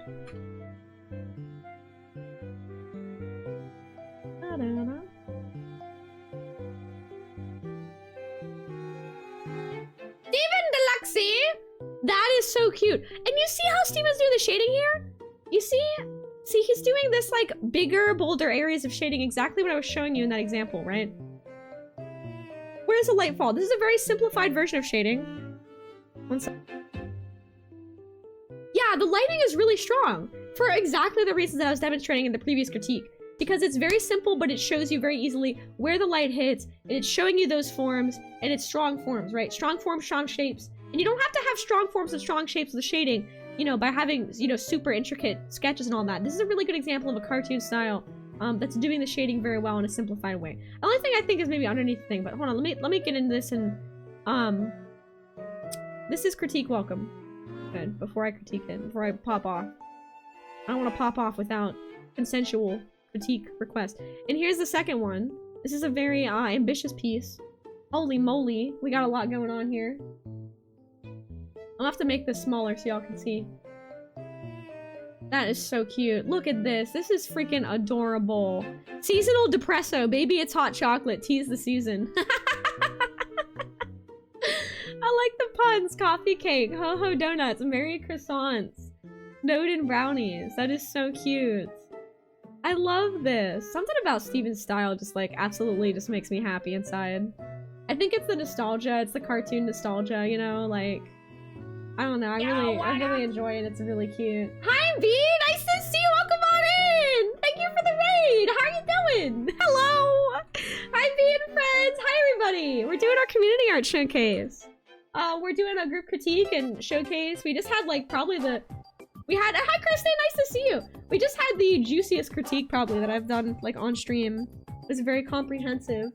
Isn't it, Daze? It's so cute. I love the style. It is very like kids storybook. This is so cute. I really love this piece. This is very, very cute. So feel free to hop in and jump in with some constructive criticism for these pieces that you see on the screen. As long as you see critique requested down there right there. Feel free to jump in. Yeah, tag yourself in the fox on the shoulders. Oh, you're the fox on the shoulders? I think I'm the skunk at the bottom holding up the fox on the shoulders. Or no, actually, I think I might be, maybe I'm this depressed fox in the corner just like with the it's foaming. That might be me. That might be me. Some days that's me. Some days I'm the cat. I really like how the cat's drawn. I love how the cat's drawn. Some days I'm this cat right here trying to get the thing. I like it. This is great. This is so freaking cute. I love the family theme too. I think that's so adorable in Steven's work. Pichu, how you doing? Welcome on in. Welcome, welcome, y'all. I gotta read Steven's artist statement. Steven says, for this holiday season, I worked on 2 art pieces. Good job. Good job. The first one is my Sona Luxie. This is Luxie right here. Usually a coffee fox, but for the season, he's a mulled wine fox, resting on one of the mulled wine tanks you can find at German Christmas markets, hence the setting and the German word for mulled wine on the label. That is so cute. I allowed myself to switch up his fur color, giving it a red tint to match the color, the wine color. And as the German word for mulled wine literally translates to glow wine, I gave him a red glowing nose and toe beans. Oh my god, that is so cute! Stop! That's adorable. That's so freaking cute. Glowing red nose and toe beans for good measure. Alright, and then for the second drawing, here's the second drawing. Can y'all see it okay? Yeah, y'all can see it. For the second drawing, I want to do something bigger with my OCs for an upcoming comic project I'm working on in the next year, hopefully. So here is the Fuchs, Kratz, and Stripe family hanging out in a local cafe for Christmas. That's so cute. I had this in mind for a place. The characters would hang out here, and whenever the story calls for it, which allows me to sneak in my Sona as one of the staff members. Oh my god, that's so cute. It's in the back. For the fun of it. Anyway, the festivities were going well until Valentine Fuchs and Valerie Kratz decided to use the star to chase the star on top of the Christmas tree. Chaos soon ensued. But to the coffee fox in the back, this doesn't seem to be anything new. Critique is welcome for either piece. Oh my god, I love the artist statement. I love the story behind the piece. That's so cute. Hey, man, nice to see you. How you doing? Welcome on in. We're doing community art showcase. I'm showing off artwork. This one's by Steven Deluxey. These 2 pieces are so cute. We just got over like a really beefy critique. I am not with the coconut mall. And we're hanging out to talk about some art. How you doing today? What you up to? I actually really like this piece. I think this is one of Steven's strongest pieces I've seen. So one thing I think works really well, and tell me in chat, what do you think works like really well? Let's talk about this piece first, and then we'll go to the next piece. But this piece first, what do we like about it? Like, and what do we not like about it? For me, I feel like the bold, like cartoony kind of style with this really soft like shading, I think it works really well. It reminds me of like an animation cell, like from early 2000s, you know? You got your 60 Shaman tank and a molten core! Got a badass epic 60 shield! Yo, nice! That's awesome! Oh my god, were you tanking it? That's dope, dude. That's so sick. Yeah, the lighting hit in the middle is so good. I really love that. It shows the curvature of the barrel so well. And that's hard to catch. Yeah, I like that. I think that, like, critique-wise, I think the first thing I noticed is, like, maybe the perspective or shading. Like, if there's some shading underneath here, maybe? What about it is throwing me off? I'm thinking... like, when I look up here, I think this is perfect, and I don't feel thrown off by the perspective, but something when I look down here, I think it might be a combination of this checker thing.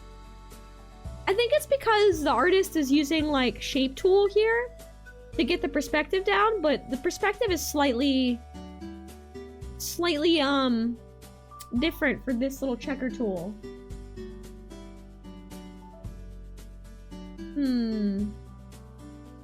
I almost might like, and then maybe like the shadow of the barrel, maybe I want to see more of it around the outside here. You know what I mean? That's kind of what I'm thinking. I really like this. This is so super cute. I love that he's just like snoozing. I also like the stylistic choice to not show the mouth because he's like snoozing. I think that's very cute. I don't know. I just like that. I think the little toe beans are perfect. They're drawn really well. I think background wise, it captures the snowy essence, but it does have a geometric look to it. that might be helped by breaking up the geometric shapes a little bit, I think. Unless you're going for a pattern background, you know? Yeah, full tier 3.5 shaman tanking set. Yeah, oh yeah, upper Kara. Is that Kara? It's 3. What? Oh yeah, I want to do that. Also the roof thing being this like kind of bold color. I like how it frames it a bit, but it does feel a little heavy. This feels heavy at the top. I almost wonder if it'd be better without that thing at the top. I think it just kind of weights it a little bit oddly. I'm picking here. I know, because you're playing, yeah, but you're playing new Blizzard Classic WoW. We're playing goated super, can't mention on stream, WoW. We're playing, ooh, WoW. Ooh, turtle sounds. Which you should totally play, man, because they added, that it's not cheaters version. It's so good. It's actually amazing. It's so much fun though. And shamans are still like the worst tanks in it though. Yeah, they were still tanking without the taunt. Sad turtle noises. No, they're not sad noises, they're happy noises. What other critique do we have for this piece in the chat, y'all? Yeah, they're still tanking without it. A cheaters version. Get the heck, my buns! Very happy noises, yeah. You know what else I like that Steven does too? I like the black outline around the white expression marks. That really helps it pop. Unreal Azeroth. It's already out. It's already in Unreal Engine. It's not? Oh, they're working on it. I think it's gonna be ruined when it goes to Unreal, I'm not gonna lie. I think it's gonna feel weird and different. I don't think it's gonna be good. I feel weird about it. It's cute. My problem with that is it's too good. Sorry, I think I may have like spent all my critique mana bar juice on the last one. My critique mana bar juice is extremely depleted. Why is everything juice in the stream? Why is everything juice? Also, look at the detail on the little bread in the back. Isn't that cute? That's adorable. Yeah, I think, you know, actually my suggestion for the artist, I really love this piece. My suggestion for the artist, because they're getting into comic work and stuff like that, and they're gonna be drawing a lot of interiors and backdrops, would be to study perspective. Right, I think that the perspective needs to have attention paid to it, because specifically, if you're getting into doing comic book drawings and you're drawing interiors, excuse me, a lot. Like we see right here, we have this like, it almost looks like a stage. It doesn't look as much like a believable space. Because it's like everything is horizontal, everything is sideways, right? So we want to think, like, look at this table. You see the table is following a perspective of an isometric perspective. Think like video game. The floor isn't following that. The floor is just like a sideways perspective. The floor is just horizontal. So like the floorboards could follow this to show, you know, some, alright, I'm doing it. Hold on. This will be quick, but I need to give this a little bit of juice. Okay. And I'm gonna take a break during ads. Alright, so perspective. Watch me go. Okay. This table is going this way. Alright? So that means, let's say we have this up here. Alright, how can we make this space just a little bit more of a believable space, right? We have this in the back. Let's say we have the countertop here. You know, maybe we'd see a little bit of the top of the countertop. We'd see the table here. You know what I mean? I don't know. I'm just kind of, I'm plucking at strings here. And this is obviously maybe not like a perfect thing, but thinking of space in a more three-dimensional way. And there's like tools you can use in like Clip Studio. You can use perspective tools, which I never use and I should, but I don't because, I don't know. I kind of like my perspectives to be a little bit janky for cartoons. Like I don't mind like a slightly janky perspective, to be honest with you. Especially in like kind of over-exaggerated perspective, you know? that we would often see in like cartoon media. I think it's fun. But we do want it to be somewhat believable. We want to have a sense of physicality. That's like really important, is that sense of physicality. And so already, you know, maybe we can already see, you know, maybe this could be moved like over here. This can be like another countertop this way or something to kind of like frame it a little bit more.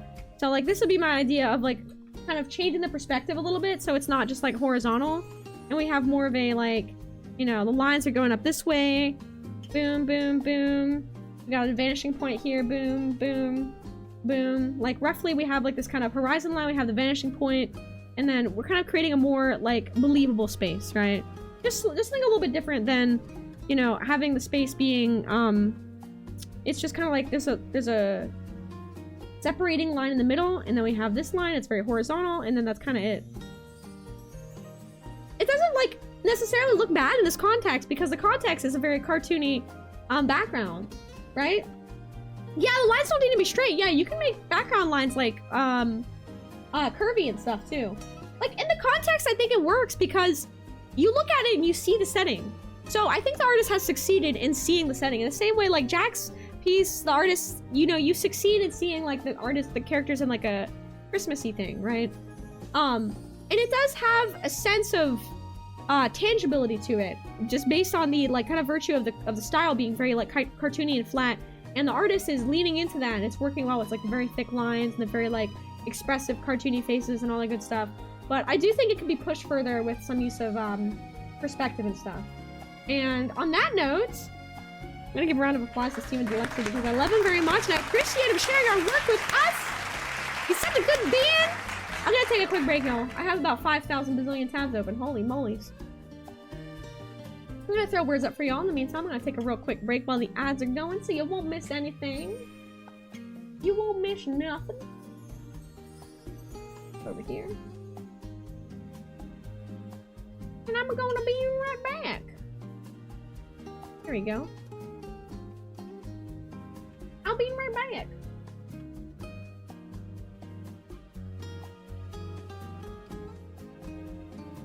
I'll be right back.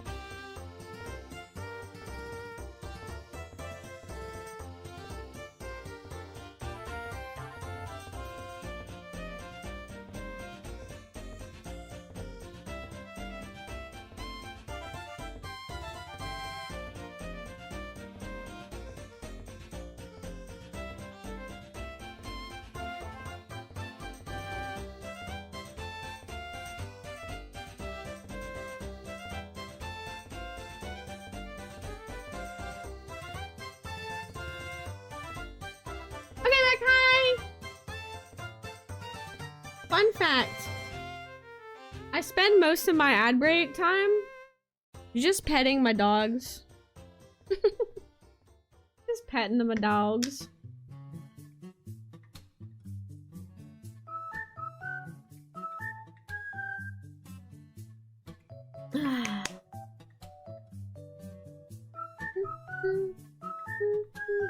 Live long and prosper.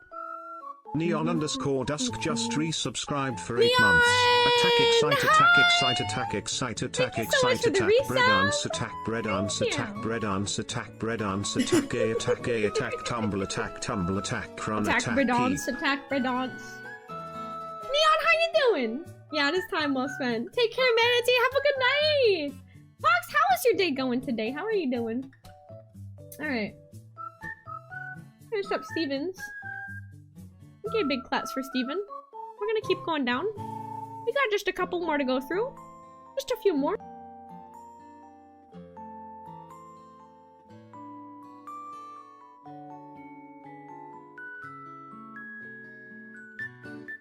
Just a couple more. Doing good, glad to hear it! Okay, the next one. Oh, this is also by Zed. Yo, this is so good. Zed's animation work is crazy good. This is baller. Baller! This is also by Zed Shirogane.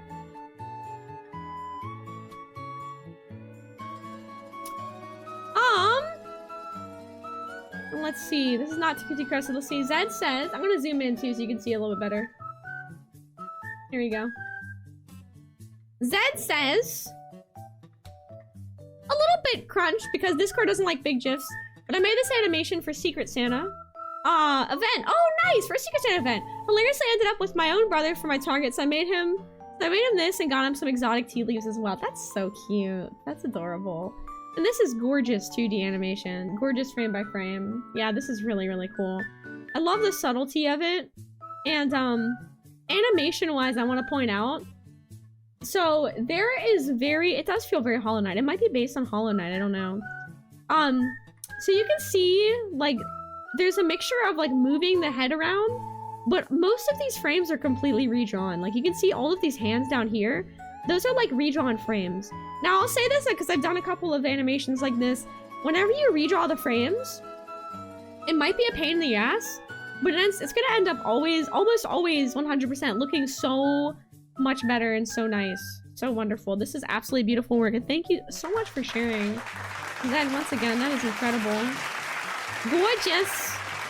Very gorgeous. Oh my god, I love this one coming up next. What is this? Oh my god! Giggity, what's going on here? Alright, this is by Giggity. Oh, I love this. Giggity. Giggity74. Bum, 741. I guess I'll put the 1. Giggity. Giggity says, had too much eggnog one night. Ow! Hi, Hardcover, welcome on in. Thank you for the scrub, Daddy. Thank you. I know, I love the vibe. Sorry, this is me petting my cat, by the way, with my hand. The tracker's kind of picking it up. Pancakes in my lap. Had too much eggnog one night and decided to draw this bad boy. Hope everyone has an awesome Christmas. It looks like I'm scratching myself in my model. Yeah, Pancake, you good girl. Had too much eggnog. Look at this. This is me.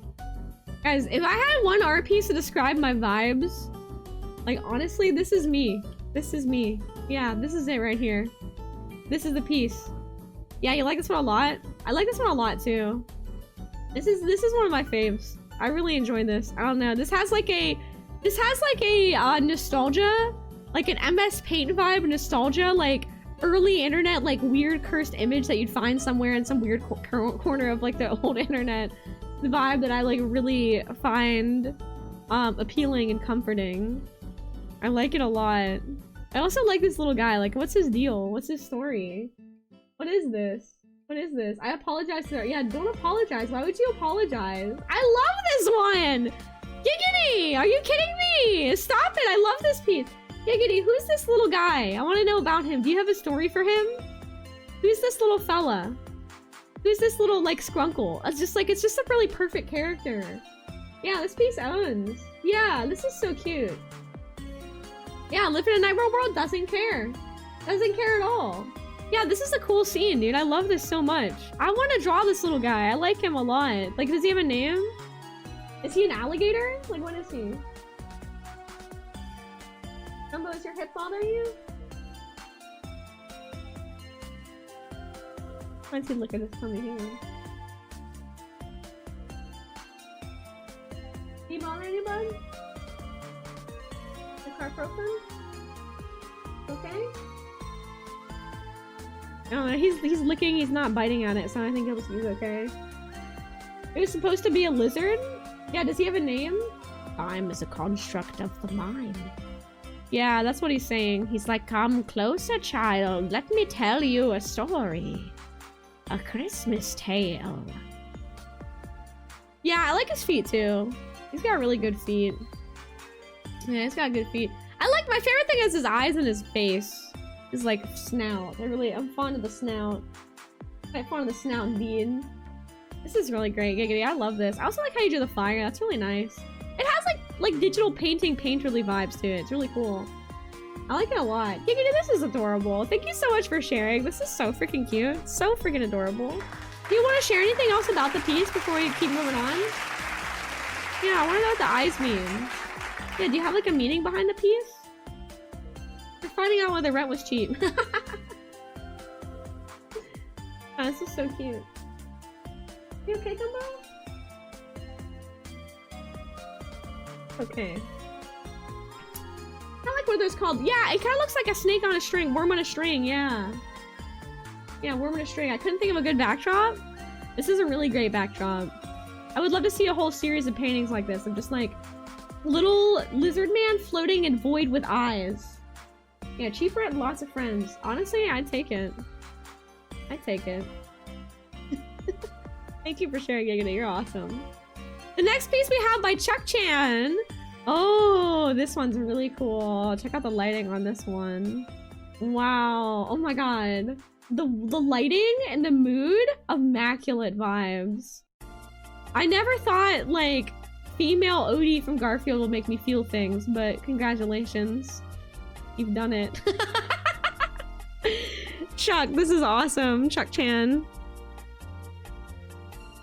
Is it too late? Yeah, we're closed for this showcase, but I will be open. We're gonna have the next showcase. So we're gonna post the theme and everything. What I'd recommend is getting the showcase role in the Discord and role requests. And then you can get ping whenever the showcases are announced. And, you know, like, I'll ping with reminders and stuff too. Right? I love her so much. I know. Leaf is like, wait a second. I'm feeling things. I shouldn't be feeling this piece. Yeah, this is gorgeous. The lighting is absolutely beautiful. And like the forms and everything is just so freaking beautiful. So gorgeous. Chuck says, this is my last piece for 2024. Gothfield and Ludi. Lodi? Is her name Ludi? It's off theme, but I hope it's okay to share. Yeah, absolutely. Yeah, that's super, super cute. I love how you draw the hands. Dude, you have a really good, really good, like, way that you draw hands. Like, your hands are, like, freaking, like, amazing. They have such, like, a physicality. And, like, can you see that hand up there, y'all? You see that hand? That hand is amazing. That's an amazing hand right there. And look at this hand around the, like, the face and stuff, too. Those are so good, dude. Yeah, your art's incredible. Do you stream at all? Do you stream your art process? I would love to watch it. This is just a fascinating piece. Like, this beautiful, like, desaturated, darker, like, blue. It really shows the fabric, the softness of the fabric, and, like, the contrast with, like, very cartoony characters and, like, lines. It's really cool.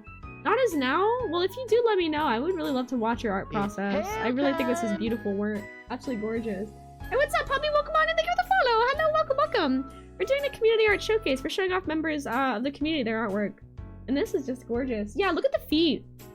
Also, everyone, you see how these like lines of light are coming through, right? So it looks like you can see the laying and then the blinds are coming in. And then you see how the light is like, it's wrapping around the form of the legs and the feet, and you can see the volumetric nature of the legs, and you can see like the forms and it's very, very masterfully painted. Very, very well done. Absolutely beautiful. Super, super cool. Look at the way that the tail flap is catching the light. So, so cool. I love it so much. Yeah, my favorite part is this hand up here. The Gothfield hand up at the top. That's my favorite part. I really, really like that hand. I don't know. The hand is powerful. The hand is everything. Hands are such a pain in the ass to draw, and you're just, like, so good at them. Did you look at a reference for this? Isn't that a good hand, Vex? That's what I'm saying. That hand is a juicy-ass hand. That's so good. Like, this looks really cool. And I really love the colors in it, too. You should sell prints of this. Always use reference. Yeah, definitely. That's the way to go. Now, you should sell prints of this. This would be a good print. It's a good, like, size footprint. Oh, Pancake was in my lap and I was petting her, and now I'm all sneezy and allergy. Oh my god.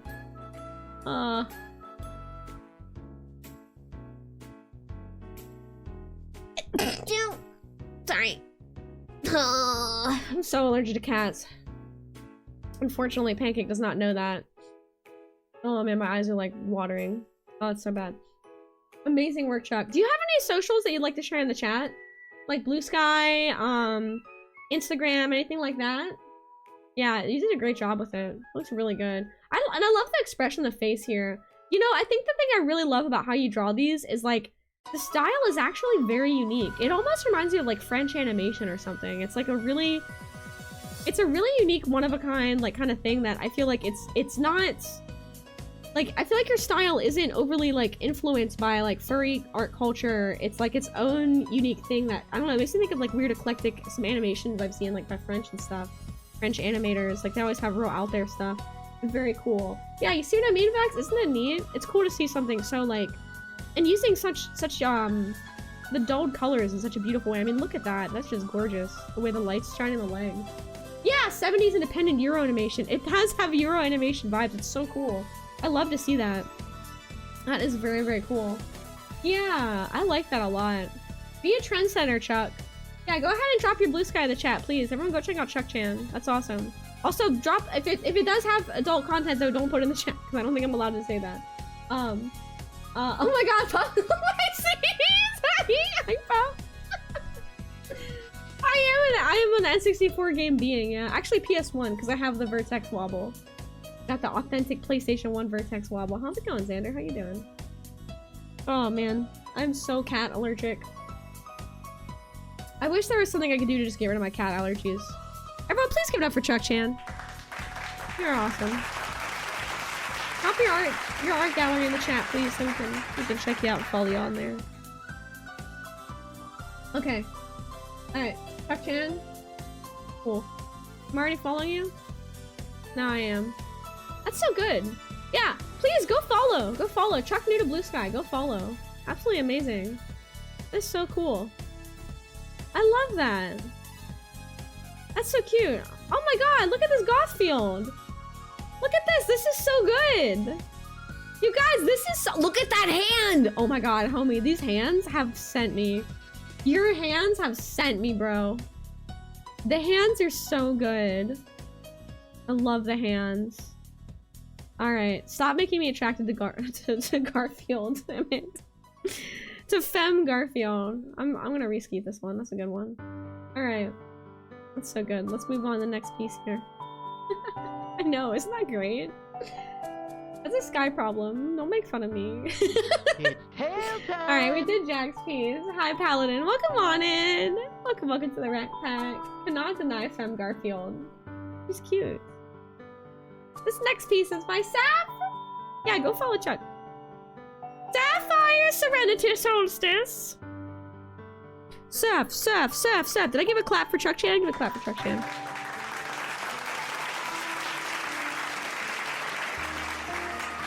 What a long username! Oh wow!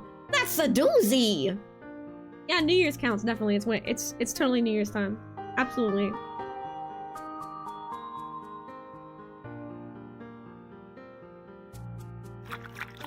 Oh my god, Paladin, thank you. Sorry, I'm struggling with cat allergies. That's the nicest thing. If someone comes in my stream and they're like, you have lovely vibes, that's so cute. Oh my god, thank you. Thank you. Thank you. Aw, heck. Thank you. I really appreciate that. Thank you. Welcome on and nice to meet you, Paladin. How you doing? How's the New Year treating you? Good thing Paladin wasn't here yesterday when our stream was like messed up, cursed. Paladin's like, you have amazing vibes, and yesterday it was really it was so cursed. Don't make the noise. No turtle sounds. No, we're not doing that again. Yeah, but the rollers don't help. It's like Pancake, my cat, like I love her so much. She doesn't know that I'm allergic to her, but like she insists on like laying on me all the time, and like at night, like she has to sleep under the blankets with me cuddling her. And like, if I'm not cuddling her, like literally I have to grab her like a little stuffed animal and cuddle her. And if I don't do that, she just like kind of walks on my face and meows at me until I grab her and start cuddling her. And then she cuddles up next to my head, and then she sleeps, she purrs. And like, sometimes I'm okay. Lately, my allergies have been so bad, like I actually have to like take her off of me and like put her down. Which is tragic because I love cuddling with her, but I like can't sleep. Yeah, curses also vibes. Yeah. Oh no, I'm sorry you're sick. I hope you feel better. Definitely drink lots of liquids, vitamins, and all that good stuff. I hope you get better soon. Being sick in the new year sucks. I feel like it's happened to me so many times. It is. It's all the cat fur right in my face, and it's just... I generally sleep like I'm laying on like this little sliver of the bed, and Pancake's on one side, Bean's laying on my feet, and then Gumbo is laying in between me and Danny. And Gumbo, he's enormous, you know, so he's like taking up like a massive amount of space. And Gumbo has been like laying like horizontally, like instead of vertically to lay with us, he's laying like against us in the bed, so it's like he takes up even more space. So it's like sometimes I'm like at this little tiny sliver at the end of the bed covered by animals. And I don't know, I don't like generally move them. I just deal with it. I don't know. It might be the stress. You're totally right, Muffin. Yeah. Oh, thank you, Paladin. Yeah, my cats' names are Pancake, Bean, and Toast. They're 3 cats. Yeah, they're something. They're certainly something. I go on cam sometimes. You'll see them when I go on cam. Pancake, especially. She's like almost always hopping on camera. Because she loves hanging out.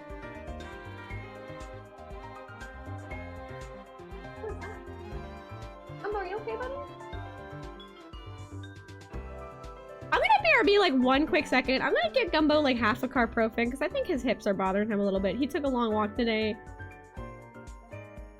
He's kind of been sniffing and licking at his hips, and I'm worried that that's causing him some discomfort. So give me like one. I'm not gonna put on words. I'm just gonna be like 1 second. I'll be right back.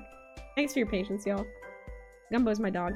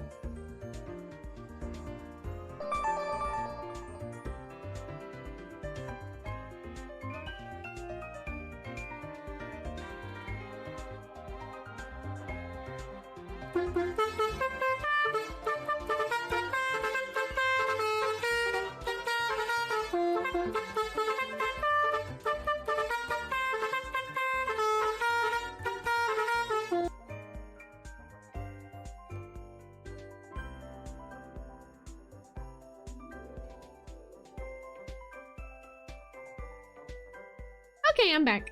Sorry about that. I just didn't want him to be bothered by his hips. Aw, I won't give him a pet.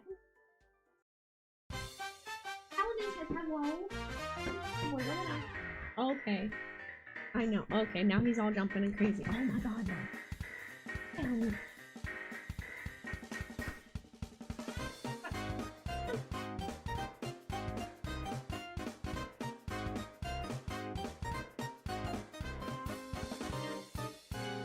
Good boy. Good boy. Okay. Good good boy.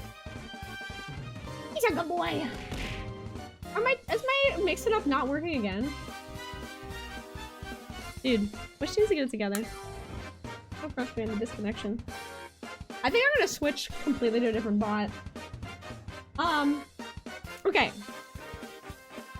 Sapphire has 2 pieces. This one and this one. These are both super cute.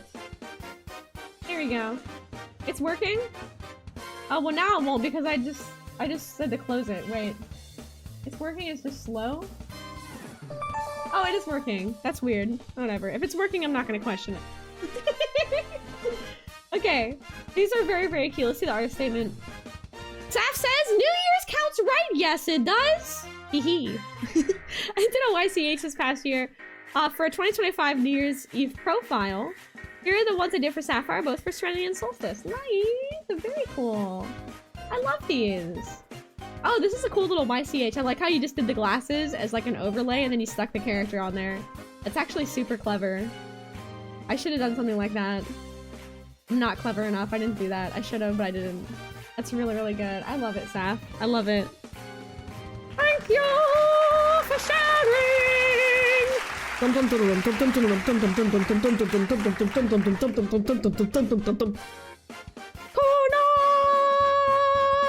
the kebab! Very cute. Let us see who is next here. Nova! Nova! Oh my god! This picture! Oh my god! Goodbye 2024! I hope you're happy! I'm only like giggling because this looks so like pointed. It's like goodbye 2024. I hope you're freaking happy! You shits! Oh, this looks very cute and heartfelt. That's adorable. Okay, I can't tell if this is like is this like, is it heartfelt or is it like, is it facetious or is it a mood? I think it's all of these things. Like, honestly, I think this is just a mood. Yeah, this is vibes. Honestly, I'm gonna be real. My 2024 was so tumultuous and like it had so many ups and so many downs and it was like, it was so crazy. That's kind of me to 2024 for real. I'm like, goodbye 2024. Goodbye. I'm like, get out of here. I'm like, I hope you're happy. I hope you're freaking happy 2024. I'm done with you. Don't talk to me 2024. We're done. We're done 2024. Go away. That's me. Yeah, the presentation of it. Yeah, I like how it's just like, they're just holding this up like, here you go. This is what you get. Good night, Chuck. You're very welcome. And thank you so much for joining us and hanging out. I freaking appreciate you. You're always a joy to hang out with and talk to and stream. Thank you, dude. Have a good night. And welcome to Blue Sky. Join the Rack Pack feed too to help you hopefully get some more discoverability on your profile and everything. Have a good night. Yeah, your 2024 is also a mess. Okay, raise your hand in the chat if your 2024 was a mess. Mine was a friggin' mess. Mine was such a mess. You don't work tomorrow, you could be a gremlin? Well, I'm probably not gonna stream too late tonight, to be honest with you. I was like considering doing continuing me side tonight, but I don't think I'm going to because I'm having like some like acid reflux stuff and things. I want to go like probably chill and allergies. Yeah, yours was too. Wolfie, Paladin, yep, Ricola, yeah. I think there's like something about 2024, honestly. Like a lot of my friends said that their 2024 was crazy, you know. Yeah, it was turmoil. Yeah, I had some really awesome things in 2024, like with TwitchCon and MFF and worst year of my life. Oh no, Pox. Oh my god, no. Hey, it's over. It's over. It's over. The year's over. We're going into 2025. Okay, look. Against all odds, we're gonna make 2025 a positive and good year, all right? We're gonna stick together as a community. We're gonna focus on ourselves. We're gonna tune in on the goodness of others and our loved ones and our friends. We're going to focus on the good things, right? Yes, drink lots of water. Thank you, I do, Muffin. Thank you, dear. It was full of poopy. It was a poopy, stinky, poo-poo, doo-doo, stink-poo year. This piece kind of reminds me of, like... That's my phone one. This kind of reminds me of, yeah, 2025 will be great. This is a threat. 2024, 0 out of 10, would not recommend. A big dislike. Look, 2024, this picture, this reminds me of when I was a kid. I don't know how many of y'all were here last time I showed my, like, childhood drawings. I have this, like, binder of my old childhood drawings that I have shown on stream to embarrass myself. It's really funny. Anyway, I made this picture on the new year, and it was, like, 1998. I was like 1998 was like a letter person, like an anthropomorphized letter, or I mean number person, like a year, and then it was like beat up in the corner. And then 1999 was like a woman number, and she had like hair and like lipstick and eyelashes and stuff, and she was like all feeling on 2000, and he was like drawn as like a super like Chad like like muscle male, like a muscle man. It was like I drew the year 2000 out, but I put like a face on it and I drew like muscles on him, And he was like smiling, and he's like, oh yeah, I'm the best, baby. And 1999 was like, you're so great. 2000, you're so much better than stinky 1998. And that was my brain when I was like 10. You're welcome. Yeah. So yeah, it was pretty much this. That's why this picture, I like it. I feel a connection to this piece because of that. I also have went through that phase. That's very cute. No, but thank you very much for sharing, dear. That's so cute. It's so cute. All right, we have like one last piece to show. This is Popsicle. We'll show this last piece. This is an amazing piece to close on, and this has immaculate holiday vibes. This is so good. Let's get the name up here. This is Popsicle. So this is really, really cool. Check this piece out. And Popsicle said, this is a submission I did for the ET 2 years ago, but then I found out they don't allow Pokemon designs anymore. Heckin'. They have a limited color palette, so max 3 to 5 colors, so it's hard to do all 3 stars in that limited set. That's incredible. Okay, this is so cool. Actually, everyone look at this. I want everyone to, like, to behold this piece. Yeah, because, oh my god, Popsicle's goated. I freaking love them so much. They're amazing. They're an amazing friend. They're an amazing artist. They freaking helped me out so much at TwitchCon with my booth and everything. They're just, I'm super, super honored to have such an awesome friend and an awesome artist friend. Pop, I freaking still love to this day. You know, we still have the mini Pop hanging up in the mirror of the car. And, you know, we do this thing where, like, if I poke it, if I poke it, Danny has to go mini Pup. Or if Danny pokes it, I go mini Pup. That's just the thing that we do now. It's the mini Pup. We love mini Pup. We're like mini Pup, mini Pup, mini Pup. That's what we do. It's kind of like a little, it's like a stem to say mini Pup. Mini Pup, we poke it. Yeah, we love mini Pup. Anyway, sorry, this is awesome. Okay, so this is really 5 colors? No. 1, 2, 3, 4. No, it's not. Is this 3 to 5? How many colors are in this? Hold on. Pokeball? Yeah, this is really good. Oh, I expanded on it. Okay, okay, I see, I see. Yeah. I see how it did start with a, like, limited palette, though. Because I see, like, this color is a shading color there. And then the dark green could be, like, that green there. That's really cute. Yeah, this is really cute. You should sell prints of this one. This is awesome. I bet this would do really well, especially on the holidays, or like as a holiday card. That's super, super cute. That's freaking adorable. Yeah, dude, honestly, Pop, like, you should be submitting your work to, like, the Pokemon. I don't know how they pick their artists for the cards, but you would do god tier art for the cards. Like, if you ever got your art in a Pokemon card, like, I don't even buy Pokemon cards anymore, but you bet your ass I would go and buy that card that had your art on it. I would, like, frame it and put it on my wall. I'd be like, that's my friend right there! I'd be like, I'm so proud! That's...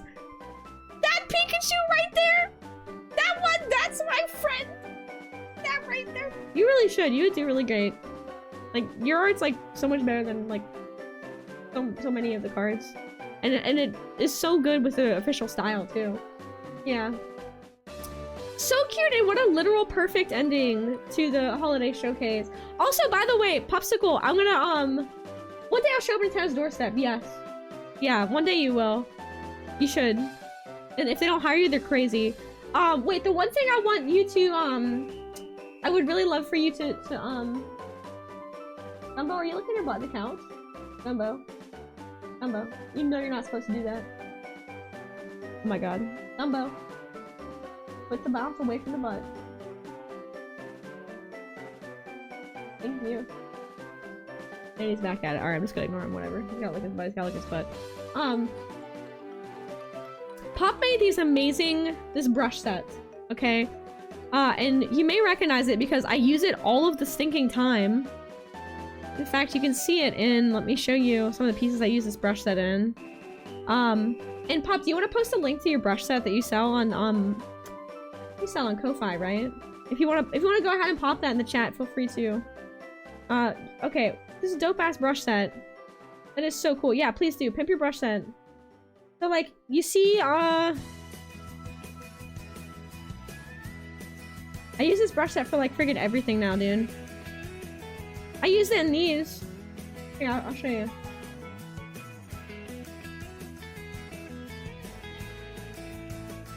Oh, I'm in the wrong overlay. That's why I'm confused. There we go. Can you see an updated version? Oh my god, there's more? You are too sweet. Literally, like, I'm obsessed with this brush set. What did you change in it? Like, I used it in these things, for the background pieces. I did it in something fairly recently that I think looked really good. I did it in this little, like, sale ad where I did little squiggles in the background. I really like that. It's just, like, it's so nice and it really helps to, like, accent, like, the colors and the designs and everything. It's just so cute. It's such a perfect brush set.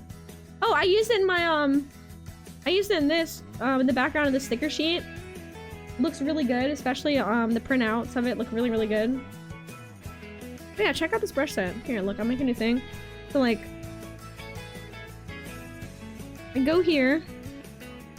We have so many brushes. Like, there's a holographic, hollow foil triangle brush thing here that you can make something look, like, holographic and shiny.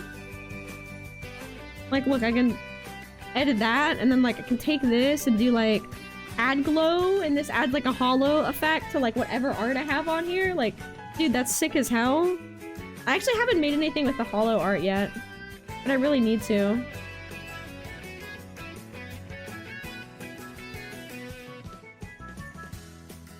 I need to make something with the hollow effect. Yeah, it's really, really cool. Yeah, there's all kinds of cool stuff. Like, how am I erasing my frog? There's also, like, another hollow foil right here. That's, like, a different shape one. I did a lot. One thing I wanted to go cuckoo crazy and make realistic color changing gummy bears! Gummy shark peach rings and sugar brushes! Oh my god, that's sick. That is so cool. Oh my god, I love that. Yeah, there's so many cool brushes. Like, I don't even know how to use a lot of these. But I think a lot, like, actually, I really like this warm glow thing here. That's really cool. The circle tone is obviously, like, just an immaculate brush for any kind of, like, effects or shading that you want to add. One of the coolest things about the circle tone brush is, like, it actually, like, has a gradient, and you can, look, you can go off, and you can just pop off with this thing.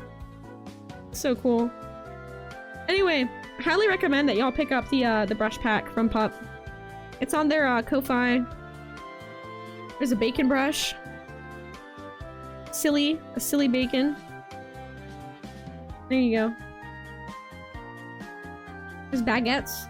You want some baguettes? Go ahead, pop off. Want some bird feet? Balloons? Like, dude, even if you're, like, making, like, birthday cards, you can use this brush. You can use these silly bows. Just really cute. There's, like, everything in here. Oh my god, the breads brush. I haven't even used the breads. Here, like, check this out. I'm gonna make it, like, actually look like a bread. Look at that. Oh, maybe I make the outside like crustier. There we go. Now it looks like a bread. That looks really good. The bread brush is everything. Like super freaking hyper realistic bubbles. What the heck? That's awesome. Especially if you're doing like an underwater scene. Like, bam. Hyper realism bubbles, dude. With dual color shading. Honestly, probably the most goated brush set you could ever buy. All these cool rainbows. Different rainbow brushes. Really freaking cool. More silly circle tone. I've been meaning to use this more. I think I'm gonna start doing some, like... I'm gonna start using this brush as, like, a shading tool. I really enjoy, halftone work, and I think I'm gonna start incorporating it more into my, stuff. You gonna send me something? What are you sending me? What are you sending me, you nice bean? Oh my god. Oh my god. Whoa. Pup. This is next level. Look at the new brushes and the updated. Look at this. This looks like a photo of gummy rings. You just rendered these and you made a brush set out of it. That is so cool. Wow. Oh my god. It looks like a photograph. The colors are fully customizable. Oh my god. Oh my god, that's amazing. You hand painted each one. That's incredible. Wow, you're amazing. You should sell these as stickers. The gummy sharks? And the gummy rings? I feel like people would dig like a sticker sheet of these.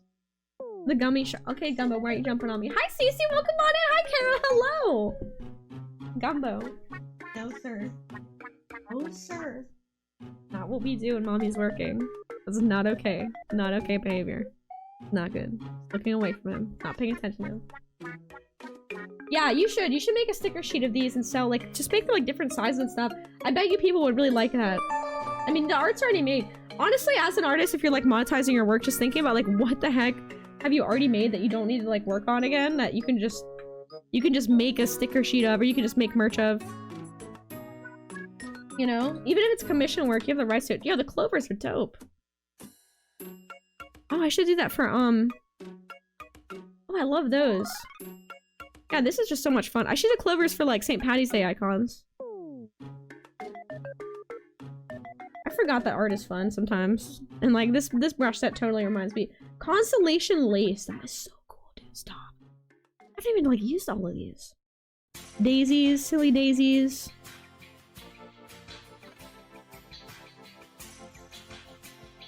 Oh, donuts.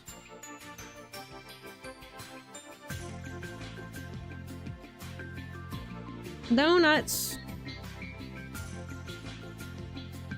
Really good donuts. You can sell the donuts on a sticker sheet?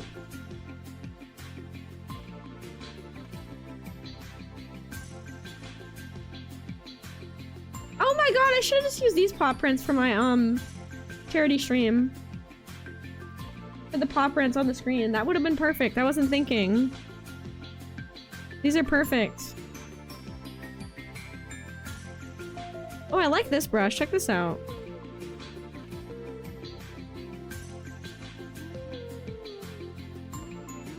Whoa. That's cool. I make the brushes you never knew you needed. Like 400 of them. Yeah, there's so many of them. It's so good. Good night, Paladin. It's nice to meet you. Have a wonderful night. I'm also going to be winding down here as well, my friends. But before we go... Oh my god, the confetti. Dude, what? I didn't know about the confetti. The confetti is so cool. Oh my god. This is a perfect background for like some kind of like 90s aesthetic type thing. That's so great. Even like kind of like a Pokemon card background. Like the mix of the blur is so good. I don't even know how you did this. You're a master at making brushes. That's so amazing. That's so cool. Irish! Nice to see you! How you doing? Welcome on in! Thank you for those St. Patty's clovers! How you doing, dude? Welcome, welcome. Alright, before we go, can we decide on the next showcase theme? Let's do that. Next.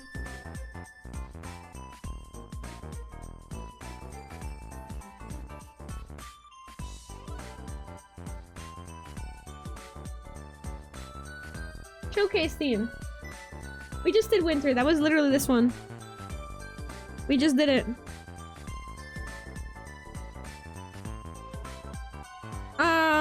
What are some ideas?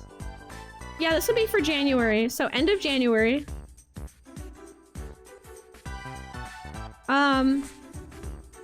Although actually, I will say this will probably be mid-January. Because I'm gonna be like moving and getting settled in a new place. So I'm probably gonna be taking like a good like week or two off stream before I get things set back up again. So I'm gonna be a little away from my stream for a bit. So it'll probably be middle January. Moving on. Alright, moving. Now I'm not gonna subject everybody to a theme that's like too personal for me.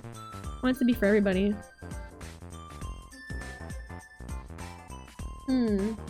Sketching type, okay.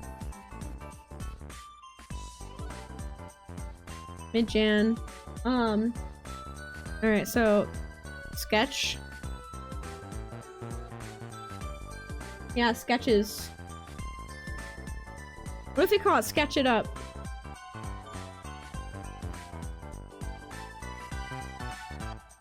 Do you like that theme? Sketch it up?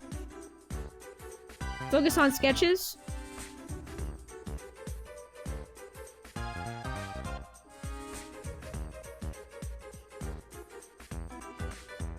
Yeah, and incorporating sketches. Summer and January theme.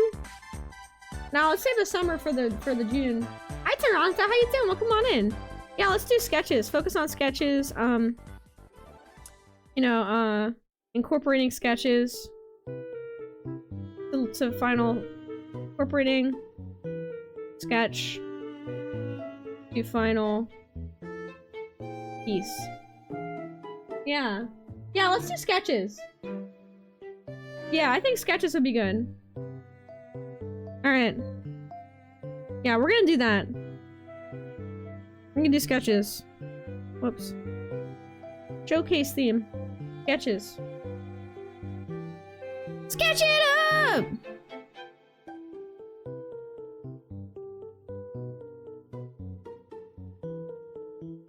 Sketch it up! Alright. Can I sketch in a mini? Yeah, dude. Of course. You know, I've told you before, you're always welcome to enter your minis in the showcases. I would love that. You know I love mini painting. You know I love your work. I'm obsessed. Alright. On that note, I'm gonna go chill out for a little bit. Of course. And before I go, I want to give a round of applause to everybody who has submitted for this month's showcase. Thank you so much, and thank you for your patience. I know it got delayed from life circumstances happening. My life has been tumultuous, and I appreciate everybody's patience with me as I'm getting back into the groove of streaming, but also facing a very, very big move, and that's gonna mess things up too, you know? Thank you so much. Everyone did such a great job. Thank you so much, everyone who joined us tonight. I freaking appreciate y'all. I appreciate y'all so hecking much. So hemkin much. So hemkin much. So hemkin much. Alright, let's go drop a rain out, my friend.